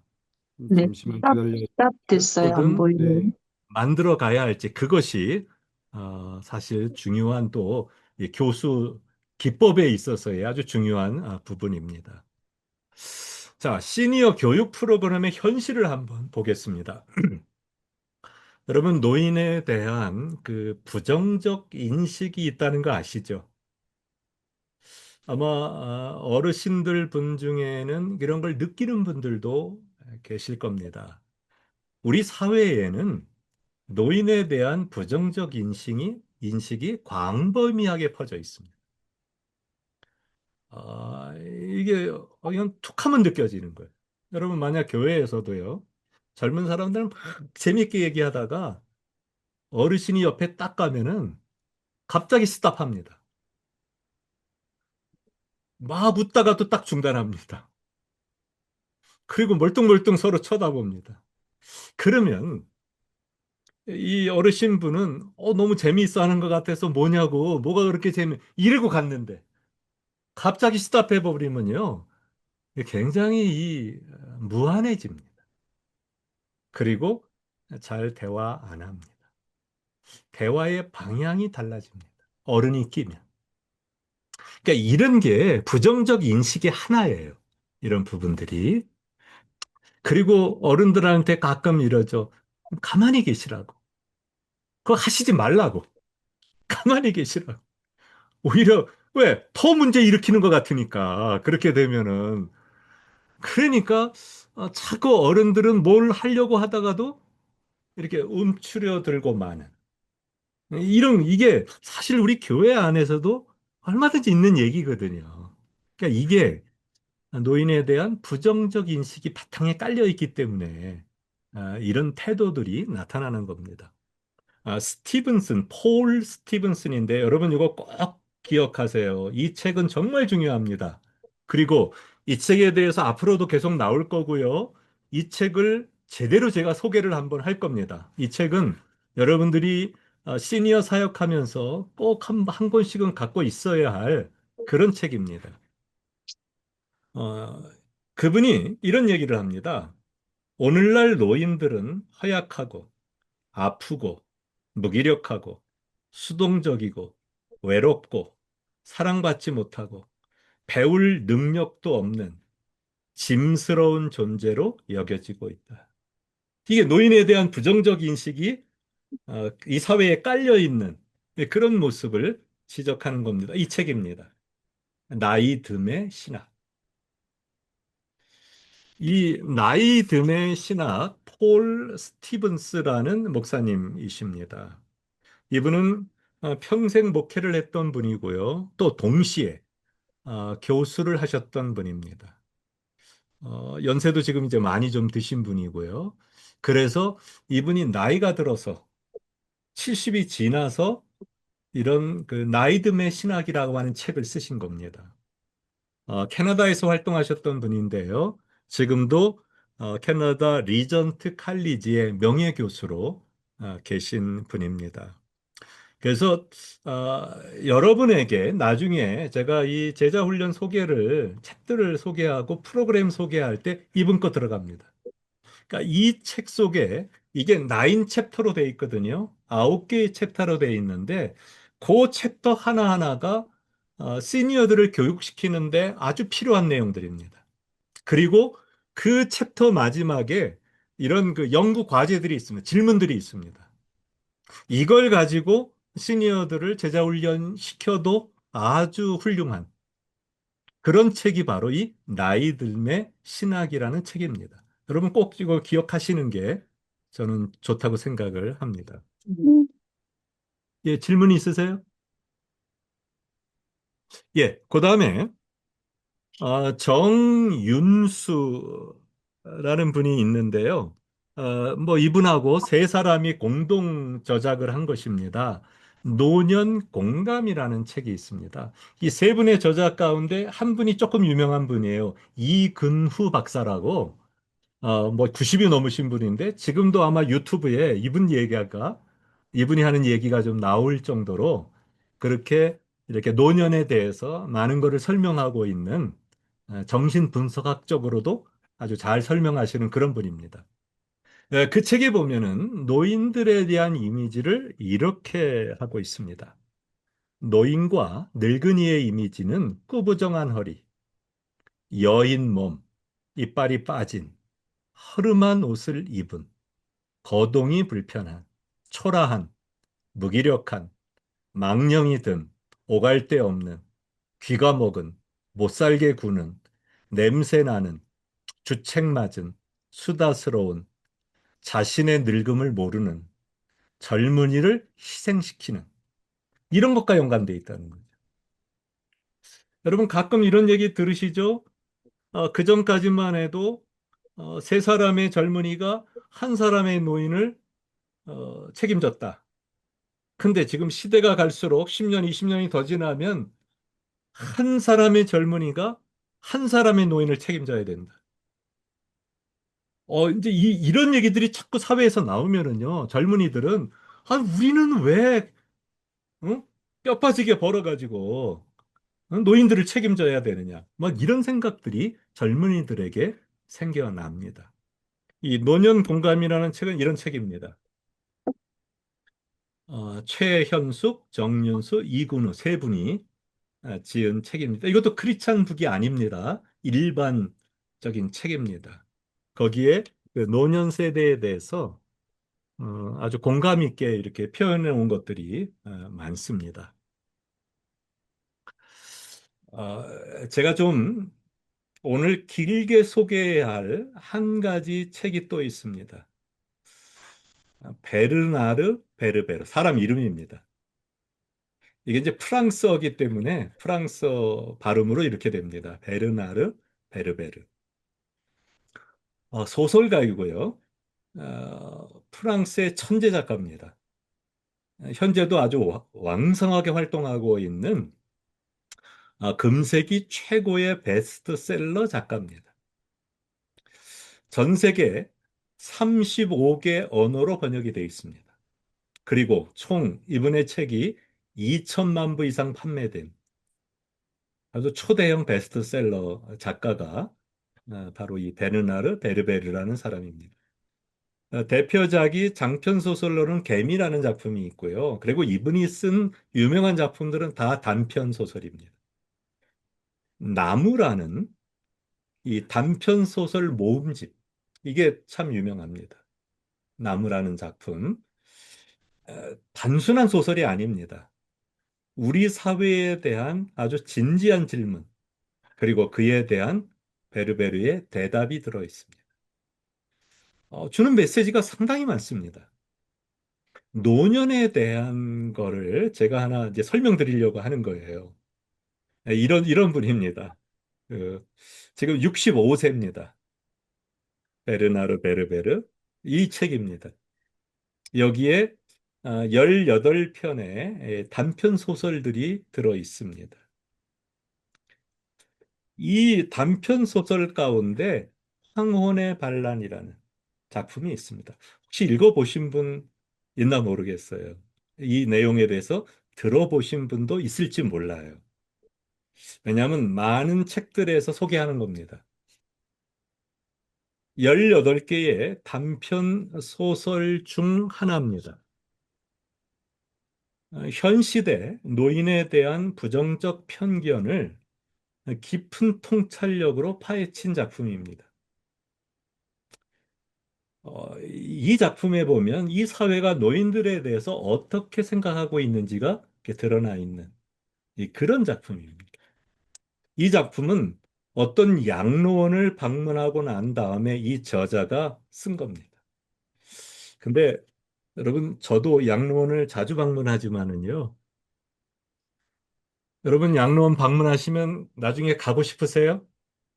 아니요. 아닙니다. 절대 아닙니다. 양로원 한번 그래서 가보셔야 돼요. 자주 가보셔야 돼요. 저도 참 양로원 한번 방문하고 나면은요, 그냥 가슴이 먹먹해져요. 이 교인들 중에 어르신들이 많았기 때문에 전 참 많이 방문했습니다. 근데 그럴 때마다, 이렇게 해야 되나? 이렇게 할 수밖에 없나? 어른들을 이렇게 모셔야 하나? 아주 그런 생각에 그렇다고 해서 어떤 방법이 있는 게 아니에요. 특별히 또 미국 사회에서 지금 뭐 자녀들이 모실 수 있는 것도 아니고요. 그리고 참 이제 오줌통 가려야 되고 막 이런 상황이 되면은 정말 힘들고 이거는 뭐 자녀들도 다 힘들거든요. 그런데 이제 거기로 들어가게 되면 처음에는 다 싫어하세요. 어떤 분은요, 하루 만에 뛰쳐나와요. 나 도무지 못 있겠다고. 나 데리고 가라고. 그래서 자녀들이 또 데리고 옵니다. 그래서 또 견디지 못해가지고 또 모시고 가고. 그렇게 이제 몇 번을 하고 나면은 이제 이분들도 압니다. 이게 이제 안 된다는 거. 그래서 포기하고 계십니다. 그런데 거기가 계실수록 하루가 다르게 늙어가십니다. 그리고 멍멍이가 돼갑니다. 점점 그 총기가 흐려지는 거죠. 참 여러 가지 뭐 이유가 있어서 그렇지만은 참 인간적인 모습이 아니다 이런 생각이 참 많이 들어요. 그러니까 이분도 그 양로원 방문하고 난 다음에 너무 충격을 받아서 바로 이런 작품을 쓴 것입니다. 작품 설명을 위해서 미리 염두에 두어야 할 단어가 있습니다. 제가 CDCP를 이제 자꾸 말할 거예요. 그러니까 이건 알고 계셔야 돼요. 이것도 이제 프랑스어입니다. 프랑스어의 그 약자인데요. 휴식, 평화, 안락센터의 약자입니다. 휴식, 평화, 안락센터. 여러분 이거 잘 생각해 두세요. 안락센터의 약자가 CDCP입니다. 자, 이제 제가 설명을 드립니다. 뭐 여기 이제 쉐어에 안 나오니까요. 그냥 이제 잘 들으시면 됩니다.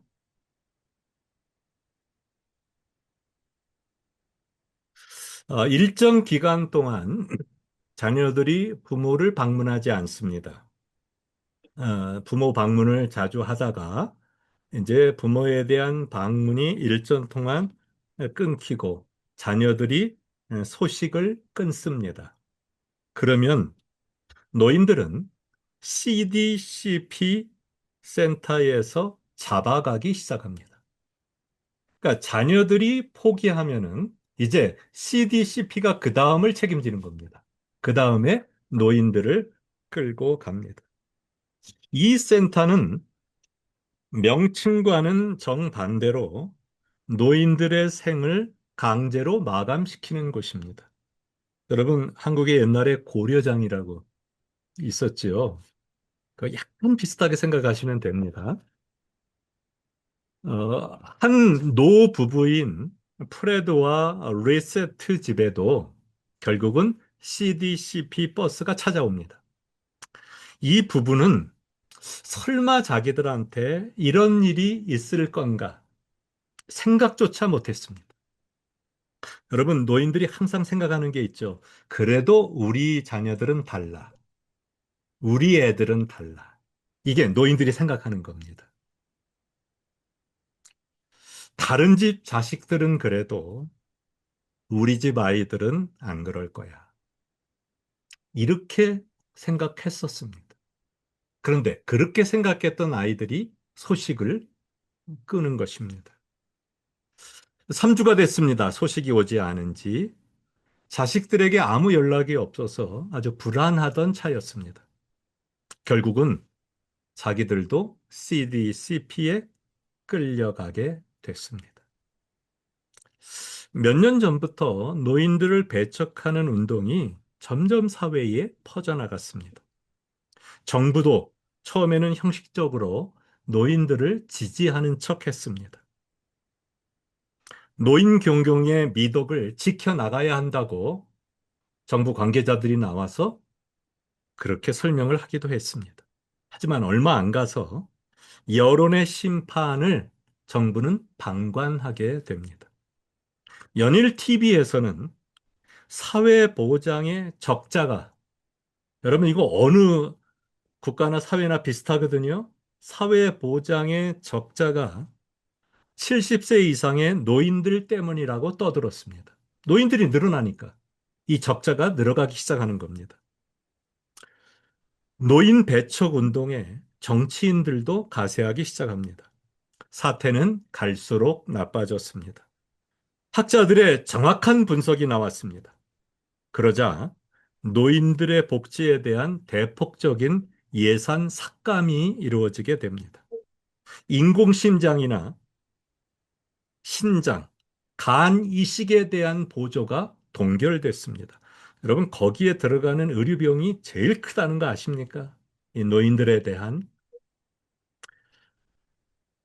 대통령은 신년 담화를 통해서 노년기는 생산성이 없는 소비만 하는 주체로서 세금만 늘어난다. 사회는 퇴보하게 만든다. 이렇게 강조를 했습니다. 결과적으로 노인들에게 약값을 제한시켰습니다. 치과 진료, 위장 진료, 90세 이상에게는 진통제 진료도 하지 않기 시작합니다. 필요 없다는 거죠. 진통제조차도. 점차적으로 노인들에 대한 이미지는 사회의 모든 부정적인 요소들과 결부되었습니다. 인구 과밀, 실업, 과대한 세금이 다 노인들 때문이다. 이렇게 결론을 짓습니다. 그런 사회적 압력에서 자녀들이 더 이상 돌보지 않는 노인들의 생애를 강제로 마감시키는 CDCP 센터가 만들어진 것입니다. 바로 오늘이 프레드와 리세트를 데려가기 위해서 CDCP 버스가 집 앞에 도착하게 됐습니다.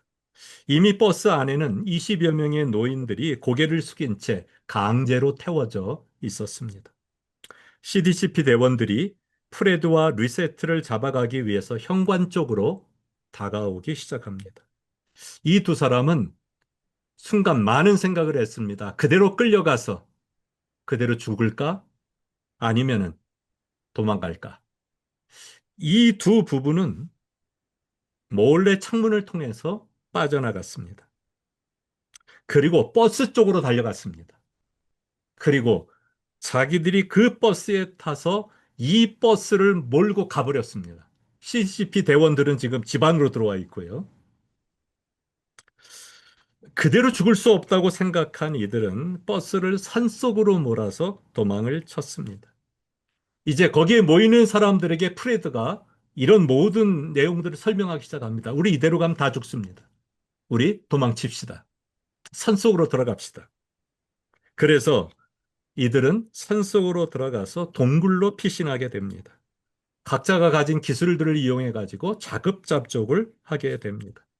사냥을 해서 식량을 만들기도 하고 과학자 출신의 노인을 통해서 동굴에서도 연기를 배출하는 이런 기술을 만들게 됩니다. 프레드는 이미 그들의 지도자가 되어 있었고요. 용기와 희망을 불어넣어 주면서 모임을 이끌어가게 됩니다. 어느 날 동굴 앞에 세 명의 노인들이 나타났습니다. 프레드가 인도하는 버스가 탈출했다는 소식이 이미 퍼진 거예요. 그걸 듣고 자기들도 여기에 합사하겠다고 노인들이 찾아오기 시작했습니다. 이미 이들은 나라 안에서 영웅이 되어 있었다는 소식을 전해 주었습니다. 그리고 하루가 다르게 노인들이 점점 이 모임에 가세하기 시작합니다. 적지 않은 노인들이 오는 길에 죽기도 하고 약이 없어서 죽는 노인들도 있었습니다. 하지만 살아남은 노인들은 점점 강해집니다. 프레드는 CDCP가 두려워하는 인물이 되어 갔습니다. 어, 하지만 노인들에게는 모두가 찬양하는 신화적인 사람이 된 것입니다. 이들의 단체 이름이 뭔지 아세요? 이름을 졌는데 흰 여우들입니다. 흰 여우들. 희다는 것은 노인을 상징하는 거잖아요. 여우는 아주 약삭빠른 흰 여우들입니다. 이들의 슬로건은 살아있는 한 희망은 있다. 이게 이들의 슬로건입니다. 그들은 전단지를 만들었습니다. 그리고 그것을 이 사회에 배포했습니다. 그리고 이렇게 호소했습니다. 우리를 존중해 주십시오. 여러분, 노인들의 지금 생각이 뭔지를 말씀드리는 겁니다. 우리를 사랑해 주십시오. 노인들은 아기들을 돌볼 수 있고 뜨개질도 할 수 있습니다. 다리미질이나 요리도 할 수 있습니다. 젊은이들이 싫어하는 일을 노인들은 시간은 많이 걸리지만 얼마든지 할 수 있습니다.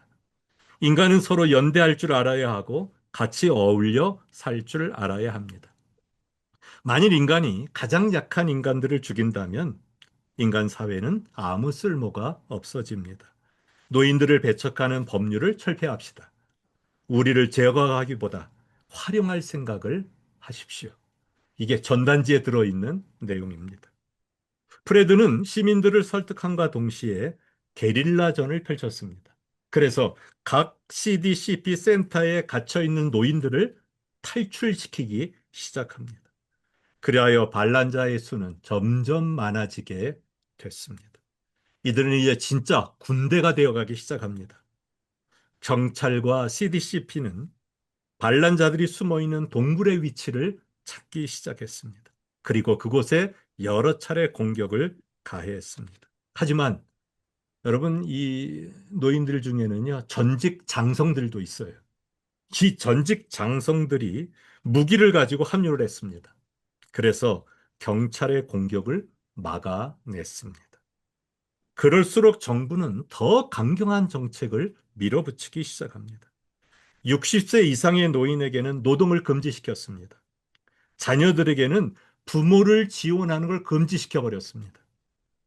그것에 대한 반발로 흰 여우들은 더욱 가열한 이 게릴라 작전을 펼쳐나갑니다. 그들의 은신처는 점점 요새가 되기 시작합니다. 안전이 보장되고 편의 시설이 늘어났습니다. 그래서 노인들은 생각합니다. 아, 숨어 사는 것도 괜찮구나. 결국 보건복지부 장관은 노인들의 반란을 완전히 종식시키기 위한 대책을 내놓게 됩니다. 독감 바이러스를 이용하는 것입니다. 이 독감 바이러스를 신여우들이 살고 있는 은신처에 헬리콥터를 동원해서 살포하기 시작합니다. 프레드의 아내인 리세트가 가장 먼저 죽었습니다. 여러분, 독감에 제일 취약한 분들이 노인들 아닙니까? 긴급히 백신이 필요했습니다. 하지만 정부는 노인들이 백신을 구할 모든 방법을 차단시켜 놓았습니다. 전염을 피할 수가 없었습니다. 사망자는 갈수록 늘어났습니다. 바이러스를 살포한 지 3주일 후에 경찰 병력이 살아남은 노인들을 체포하기 위해서 출동했습니다. 아무도 저항하지 못했습니다. 모임의 리더인 프레드 역시 CDCP 대원들에게 체포됐습니다. 이제 이 프레드를 주사를 독극물을 통해서 죽이려고 합니다. 자신에게 주사를 놓는 CDCP 대원을 차갑게 쏘아보면서 이 프레드가 이렇게 한마디를 던집니다. 이게 결론입니다. 너도 언젠가는 늙은이가 될 거야. 여러분, 사회가 노인들을 부담스럽고 성가신 존재로만 여기려고 하는 이 시대의 생각들을 지금 고발하고 있는 겁니다. 그리고 결론이 뭐예요? 너도 늙을 거야. 너도 늙은이가 될 거야. 지금은 뭐 만년 젊은이인 것처럼 항상 힘이 있는 것처럼 이렇게 생각하지만 그러나 너도 언젠가는 늙을 거야. 여러분, 이게 이 사회의 모습 아닙니까? 자기가 늙는다는 걸 모르고 늙은이들을 경시하는 거예요. 이게 부정적인 노인에 대한 인식에 대한 것입니다. 여러분, 그 고등학생 대상의 청소년들의 노인에 대한 인식조사가 있습니다. 아주 그 실제적인 거거든요. 남해의 해성고등학교 1학년, 2학년 학생 180명을 대상으로 설문조사를 했습니다. 노인들에 대해서 어떤 이미지를 갖고 있냐 이런 거 물은 겁니다. 그런데 그 결과를 남해 타임즈가 워드 클라우드 기법으로 발표했습니다. 이 워드 클라우드라고 하는 기법은요, 핵심 단어 시각화란 뜻입니다. 문서의 문구와 단어를 분석하여 중요도나 사용 빈도를 직관적으로 파악할 수 있도록 하는 시각화된 표현 기법입니다. 그래서 요 사진, 그림 하나 딱 보면은, 어, 무슨 내용이구나, 이거를 알 수 있도록 하는 그런 기법인데요. 많이 사용하는 겁니다, 이거. 한번 보세요. 이게 이제 워드 클라우드 기법입니다. 이거는 지금 뭐 교육, 역량, 업무, 이제 이게 제일 크잖아요, 글자가. 업무 평가와 승진 제도에 대한 인식 조사입니다. 이때 뭘 가지고 업무 평가를 할 것이냐, 승진에 반영시킬 것이냐, 이걸 조사한 겁니다. 여러분, 요거는 또 쇼핑몰 있죠? 쇼핑몰에 대한 이용조 만족도 조사입니다. 쇼핑몰에 가면은 뭐가 충분하면, 뭐가 컴포터블하면 제일 만족하는가? 뭐 주차, 뭐 복잡 식당, 영화, 아이 이런 게 큰 단어들입니다. 이런 것들이 쇼핑몰에서 사람들에게 이 만족도를 가져다 주는 그런 거라는 거죠. 그렇다면 노인들에 대한 그런 고등학생들의 인식은 어떤 걸까요? 한번 잘 보세요. 고등학생들이 노인들을 딱 떠올리면은 제일 먼저 생각나는 것, 질병입니다. 아프다는 거죠. 노인 되면 아프다는 거죠. 그러니까 이 고등학생들은 선입견이 지금 없는 상태입니다. 그런데도 그들이 늘 보고 있는 노인들에 대한 모습, 죽음. 노인하면 뭐가 연상돼요? 죽음이 연상되는 거예요. 그 다음에 지팡이. 한국 사회에 아주 부정적인 것 중에 하나가 꼰대. 이게 노인하면 생각난다는 거죠. 그리고 일자리, 병원, 실버, 고령화, 치매, 요양원, 보수적, 기성세대 이런 것들이 노인하면은 제일 생각난다는 것입니다. 결국 이런 게 뭐를 뜻하는 것일까요? 노인은 사회적 주류가 아니라는 것입니다. 주변으로 밀려나 있는 소외계층이라는 거죠. 이게 젊은이들이 가진 생각입니다. 결코 노인들을 주류로 인정해주지 않는 거죠. 여러분, 이런 부분들이 시니어를 교육시키는 데 있어서 시니어 자신들도 장애 요소로 등장하고 있는 그런 인식들입니다. 최첨단 기업들의 시니어 경시 사항도 이것도 아주 볼만합니다. 여러분 너무 유명한 페이스북, 지금은 메타라고 하죠. 거기에 설립자 마크 저커버그, 아직도 젊은 사람이에요. 아마 지금도 40이 됐나 그럴 정도인데 젊은 사람들이 훨씬 영리하다. 그래서 주로 젊은 사람만 뽑죠. 나이 든 사람 안 뽑죠. 알리바바 중국의 공동 설립자 마윈이라는 사람. 이 사람은 이렇게까지 얘기했습니다. 이렇게 얘기한 지 몇 년 되지 않았어요, 이거. 이거는 완전히 2018년에 경제 포럼에서 세계의 그 경제 관련되는 사람들을 모아놓고 한 교육 내용입니다. 사람이 50세에서 60세가 되면 젊은이들을 교육하고 개발하는 데 시간을 보내야 합니다.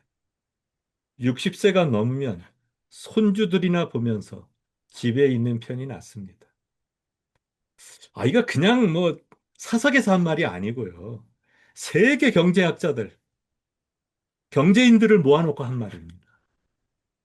그러니까 얼만큼 이런 최첨단 산업을 걷고 있는 사람들이 그런 CEO들이 이 어른들에 대한 노인들에 대한 편견을 가지고 있는가. 그걸 우리들에게 보여주는 것입니다. 여러분, 이런 노인들에 대한 경시 풍조 때문에 시니어 교육이 이렇게 발전하지 못하고 있다. 그런 거를 보여주는 겁니다. 예, 오늘은 여기까지 하겠습니다. 여기까지 하고 질문이 있으면 좀 해주시기 바랍니다. 지금까지 말씀하신 주제 내용이요. 교재에서는 몇 페이지예요? 교재에서는 없는 것 같은데. 교재를요, 없는 것 같은데. 교재를 처음부터 지금 이렇게 쭉 훑어가고 있는 겁니다. 제가 몇 아, 페이지라고 설명드리기는 그러나 순서대로 가고 있는 겁니다. 그러나 제가 그거는 논문을 쓴 거기 때문에 이 논문에는 자세하게 설명이 안 돼 있죠. 어, 그냥 거기에 나오는 이 책에 대한 소개도 풋노트에 이렇게 짧게 돼 있지만 제가 좀 자세히 설명을 한 것입니다. 그러니까 교재 전체에 대한 그 흐름을 말씀하셨다는 그리고 얘기죠. 교재도 지금 이렇게 흐름으로 이어가고 있는 그 내용들입니다. 아마 교재 보시면은, 들어가는 글부터 시작해가지고요. 시니어 교육 프로그램의 현실. 거기 고단 페이지에 나오고요. 시니어 교육에 대한 이 부정적 인식. 이런 게 고다음 페이지에 또 나옵니다. 이런 것들을 지금 진행하고 있는 겁니다. 그리고 이제 그 다음에 4페이지 보시면 거기에 시니어 대학의 한계. 이제 실제적으로 우리 교회에서 지금 시니어 대학이 어떻게 진행되고 있는 이런 부분들을 설명할 겁니다. 그래서 교재 지금 앞부분, 서론 부분을 오늘 다뤘다고 생각하시면 됩니다. 저는 좀 이해가 안 되는데요. 예. 어떻게? 지금 저희가 삼권을 지금 공부하고 있잖아요. 그죠? 어떤 거요? 교재 3권. 교재 저희가 3권이 뭐죠? 네, 저희가 여기 지금 맞습니다. 과정 예, 교재 3권을 예. 하고 3권, 있는데 오늘 네. 말씀하신 내용은 이제 우리 과정의 마지막 다른 분이 하시는 과정을 예상했는데 김세나 그분이 하는 거가 마지막 과정인 거로 저는 알고 있는데 어떻게 된 건지 설명은 들었지만 교재 내에서는 어디 부분에 해당되는 건지 시니어 제가 제자 훈련이라고 교재에 있을 겁니다. 시니어 교재 제자 훈련. 23페이지부터 보시면 됩니다. 그 이미 한 거 아닌가요? 다른 분이? 아닙니다. 아, 그걸 네, 오늘 또 하시는 거예요? 아닙니다. 지난주 3주 동안은 저희가 그 다음 페이지 걸로 진행을 했고요. 음, 지난 3주 동안은 55페이지부터 진행됐던 과정을 예, 수업을 예, 받았고요. 예, 지금 예. 23페이지부터 진행되는 과정이 수업이 진행되고 있습니다. 오케이. 예. 그래서 순서가 또 23페이지부터 보시면 됩니다. 순서가 조금 엇갈렸네요. 아, 네, 예. 그러니까 그렇습니다. 아마 음, 교재하고 순서는 조금 음, 달랐을 것입니다. 알겠습니다. 예. 또 다른 질문 있으세요? 목사님, 예. 저는 질문은 아니지만요, 목사님 예. 강의를 들으면서 예. 이런 꿈을 좀 꿔봅니다. 양로센터, 양로원, 양로병원, 이제 이렇게 다 돌아가시는데, 예. 그건 이제 사회에서 만든 그런 단체고, 우리가 그렇죠. 교회에서 참 이런 걸 만들면 어떨까 하는 생각을 해봤는데요. 65세 이상만 어플라이 할 수 있는 그런 어떤 모임. 그래서 예. 이분들이 와서 일할 수 있도록 그런 자리를 좀 마련해 주면 어떨까. 예. 아까 아, 나중에 그것도 좋습니다. 예, 예. 황혼의 그 반란이라는 데서 예. 말씀하셨듯이 노인들이 가서도 그분들이 옛날에 하셨던 일들을 개발할 수 있도록 그래서 어떤 생산성을 만들어낼 수 있는 그런 단체를 그거는 사회에서는 쉽지 않고 혹시 예. 교회에서 이런 노인들만 와서 할 수 있도록 그 자리를 마련해주고 기회를 줄 수 있는 걸 예. 예. 교회에서 하면 아, 어떨까 하는 좋습니다. 생각을 그 해봤습니다. 제가 그냥 아직 뭐 이렇게 실현을 시키지는 못하는데요. 제가 지금 꿈이 하나 있습니다. 제가 이제 일반 교회는 은퇴했잖아요. 기회가 주어지면 저는 시니어 교회를 창립하고 싶습니다. 그러니까 65세 이상만 오시는 거예요. 오케이. 그리고 거기는 나이 제한이 없어요. 그러니까 직분도 나이 제한 없습니다. 건강하실 때까지 하는 겁니다. 그래서 모든 프로그램이든 아니면은 교회 행정이든 이거를 다 시니어들이 맡아서 하시는 겁니다. 그러니까 그래서 완전히 시니어 교회로 한번 그런 모델을 좀 만들어 보고 싶다. 그런 게 제가 가진 꿈 중에 하나입니다. 근데 과연 이게 얼마나 이제 실현할 수, 근데 제가 걱정하는 건 뭐냐. 여기 이제 덴버 분이 없어서 제가 이제 말씀드리는 거예요. 제가 가끔 그런 얘기를 했습니다. 이런 사석에서. 은퇴하기 전에도. 그러다 보니까 교회들이 긴장을 합니다. 시니어들이 제가 창립하는 그곳으로 갈까 봐. 그렇지. 그래서 제가 그 얘기를 여러 번 들었어요. 그렇지. 목사님들한테 아니면 음, 교인들한테도 그러다 보니까 이건 또 아니지 음, 않는가. 내가 이제 저희 교회도 잘 은퇴해서 이렇게 정리해서 나왔는데 거기서도 분명히 오실 거고 다른 교회에서도 이렇게 오시다 보면 교회들이 오히려 또 불안해하고 힘들어하지 않겠나. 제가 의도는 저는 좋게 생각했지만은 그러나 다른 교회에 또 피해를 주면 그건 안 되니까 음, 만약에 제가 한다면 이 덴버 지역이 아닌 다른 지역에 가서 그렇게는 해도 되겠다. 제가 음, 지금 그렇게 생각을 하고 있는데 저는 그 시니어 교회에 대한 꿈은 벌써 몇 년 전부터 꾸고 있었습니다. 음, 예, 그래서 사실은 캘리포니아에 있는 그 시니어 타운이 있어요. 그 라구나 우주라고 하는 예, 시니어 타운, 거기 가서 시니어 교회를 음, 창립할까? 이런 생각을 제가 많이 하고 있습니다. 음, 목사님. 그러면 이런 그런 부분들이 많이 좀 해결이 될 거예요. 네, 예, 예, 말씀하세요. 예, 시니어만 다닐 수 있는 교회가 벌써 한국에서 파일럿이라 그럴까, 뭐, 예, 했죠. 예, 갈렙 교회라고. 예, 있습니다. 압니다. 제가 알고 있고요. 갈렙교회 그 모델이 상당히 괜찮은 것 예, 같아요. 예. 제가 아마 그거는 네. 첫 번째 9월 달 강의에서 말씀드렸습니다. 예, 그 예. 부분은 말씀드렸고요. 근데 그 갈락 교회 자체도 완전히 시니어 교회는 아닙니다.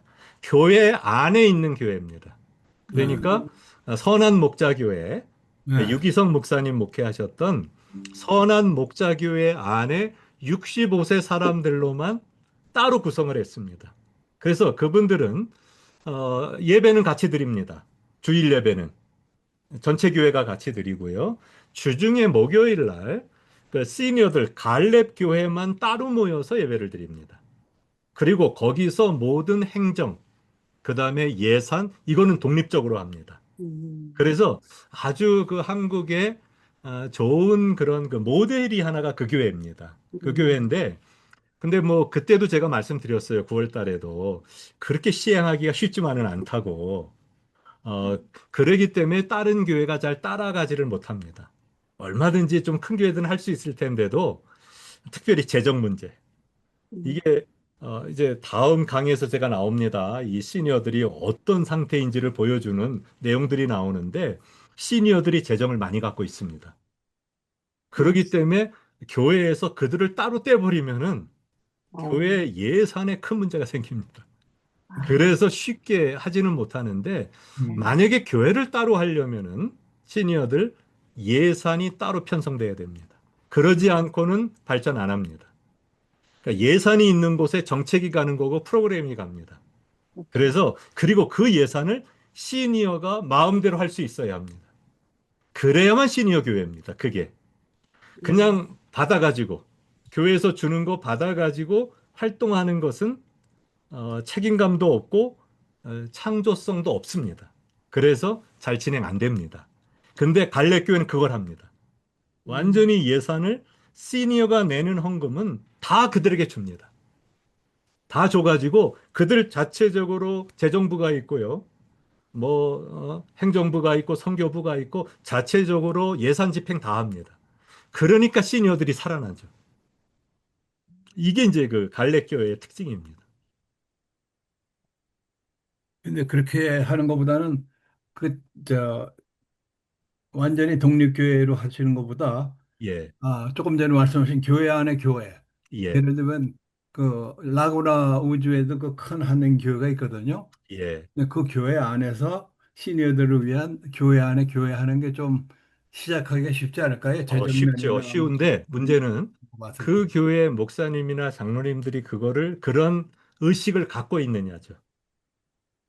그게 교회 리더들이 그런 의식을 갖고 시작을 하면 할 수 있어요. 교인들을 설득해서 음. 할 수 있는데 그게 그렇게 쉽지만은 않습니다. 아까도 말씀드린 대로 교회 재정에 문제가 생기고요. 그리고 교회가 이렇게 하나의 통일성을 갖지를 못합니다.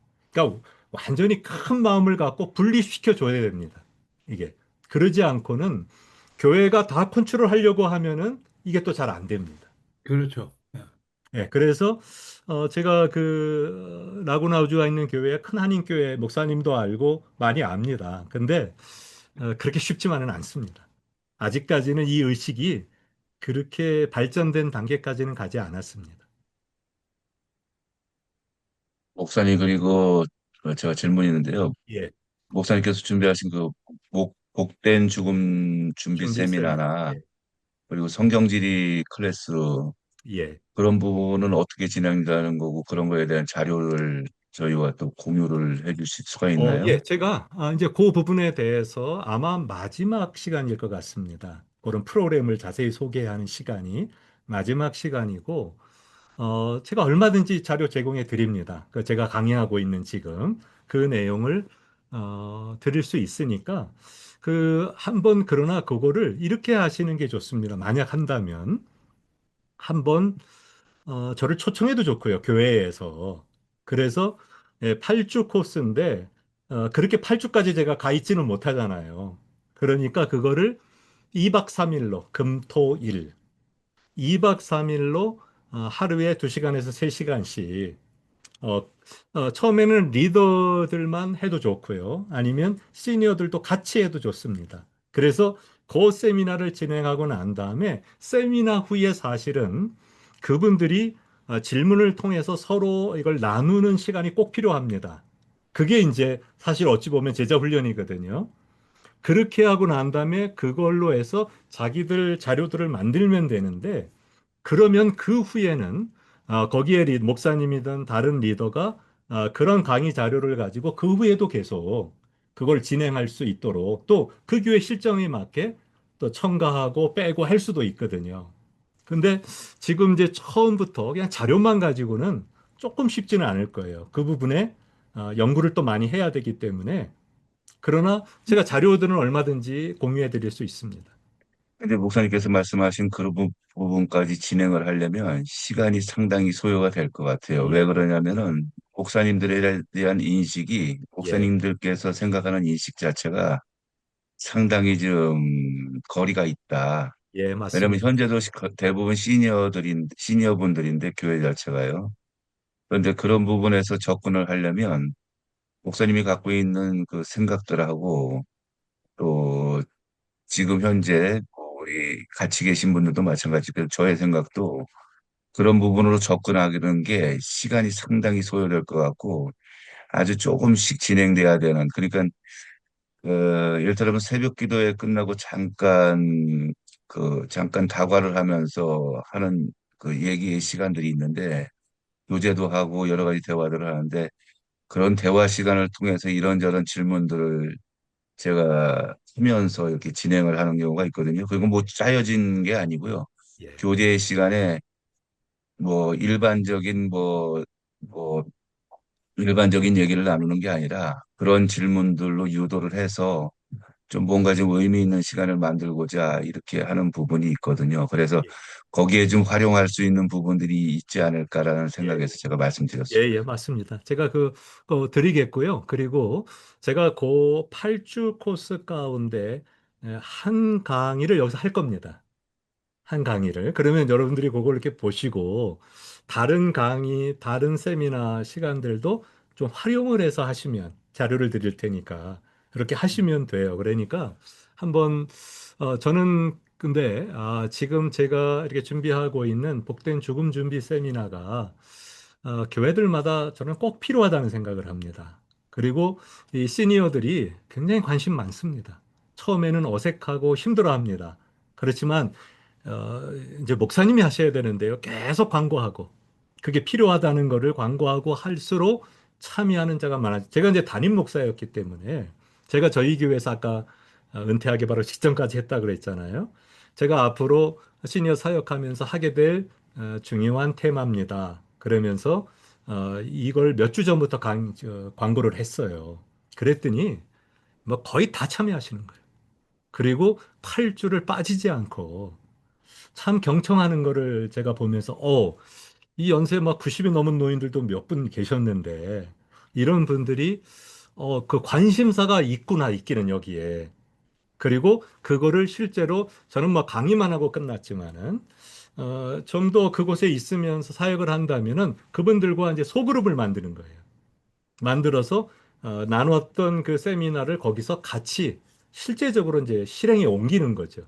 그러니까 이 작업을 하게 되면은 이게 뭐 거의 한 1년 코스 정도로 이렇게 잡아서, 그 어르신분들이 정말 죽음 준비를 할 수 있는 그런 걸 만들어 주겠다 이런 생각을 했어요. 그래서 한번 요 부분은 여러분들도 기회가, 물론 시간은 많이 걸릴 겁니다. 기회가 된다면은 한번 실행해 보셔도 좋다는 생각을 합니다. 예, 저기요. 목사님, 오늘 시간 좀, 또 질문 있으세요? 네, 목사님, 제가 한 가지 질문, 예, 여쭤보고 싶은 거가 있는데, 예, 혹시 이 클래스 안에서 복된 예, 죽음 준비에 대해서 예, 관심이 있으신 분들을 대상으로 예. 따로 줌으로 클래스를 좀 8주 과정을 열어주시면 어떨까요? 저희가 그것도, 한 번 예, 강의로 하기에는, 예, 예.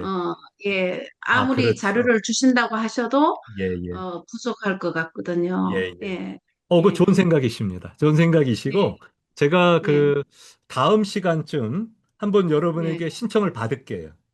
네, 다음 저는 시간쯤에. 그걸 원합니다. 네네, 예, 참 좋을 것 신청을 같습니다. 받아서, 제가 할 수 네, 있으면 줌으로 8주 네, 코스인데, 8주 네, 코스를 한번 진행을, 네, 한번 하겠습니다. 그러면은 네, 그때 네, 전체를 다 나눌 수 있기 때문에 네. 그것도 아마 좋은 방법일 것 같습니다. 그렇죠. 네네네, 네, 네. 예, 예, 한번 감사합니다. 생각들 하고 네, 계시고요. 생각들 하고 네, 계시고 원하시는 분은 그때 신청을 그렇죠. 하시고 네, 우리 저기 네, 황성화 목사님도 계시니까 네, 한번 그걸 이렇게 모아가지고 잘 정리해 가능한 보겠습니다. 시간대, 요일 이런 거를 만들어가지고 한번 네. 하면 좋을 것 같습니다. 네, 목사님. 예, 예. 저희가 우선으로 들어야 될 것 같습니다. 네, 예, 한번 그렇게 진행하겠고요. 또 네, 다른 것들은 다음 시간에 또 질문해 주시면 그때 같이 나누도록 하겠습니다. 네, 어, 감사합니다, 예, 우리 목사님. 저기 문창 장로님이세요? 목사님이세요? 예, 장로입니다. 예, 장로님이 마무리 기도 좀 해주시죠. 사랑해 주님 고맙습니다. 귀한 시간과 또한 저희의 또 열정을 통해서 또 목사님의 또 열정을 통해서 저희가 많은 배움을 듣고 또 지혜를 얻습니다. 앞으로 이끌어 주시는 모든 부분에서 주님께서 관여해 주시고 또 저희가 생각하고 또 품을 수 있는 생각들을 주님께서 폭넓고 깊이 있게 만들어 가 주셨으면 하고 저희가 기도합니다. 언제나 음, 저희와 함께 하여 주시고 주님의 은혜에 항상 감사하고 저희가 모든 하는 일에 주님의 영광이 있기를 기대하며 또 바라며 기도하며 나아갈 수 있도록 주님 은혜 베풀어 주시옵소서. 아멘. 감사드리며 예수 그리스도 받들어 기도드리옵나이다. 아멘. 아멘. 수고들 많으셨습니다. 감사합니다. 다음 주 고맙습니다. 월요일 날 감사합니다. 뵙겠습니다. 감사합니다. 네, 감사합니다. 모두들 수고하셨습니다.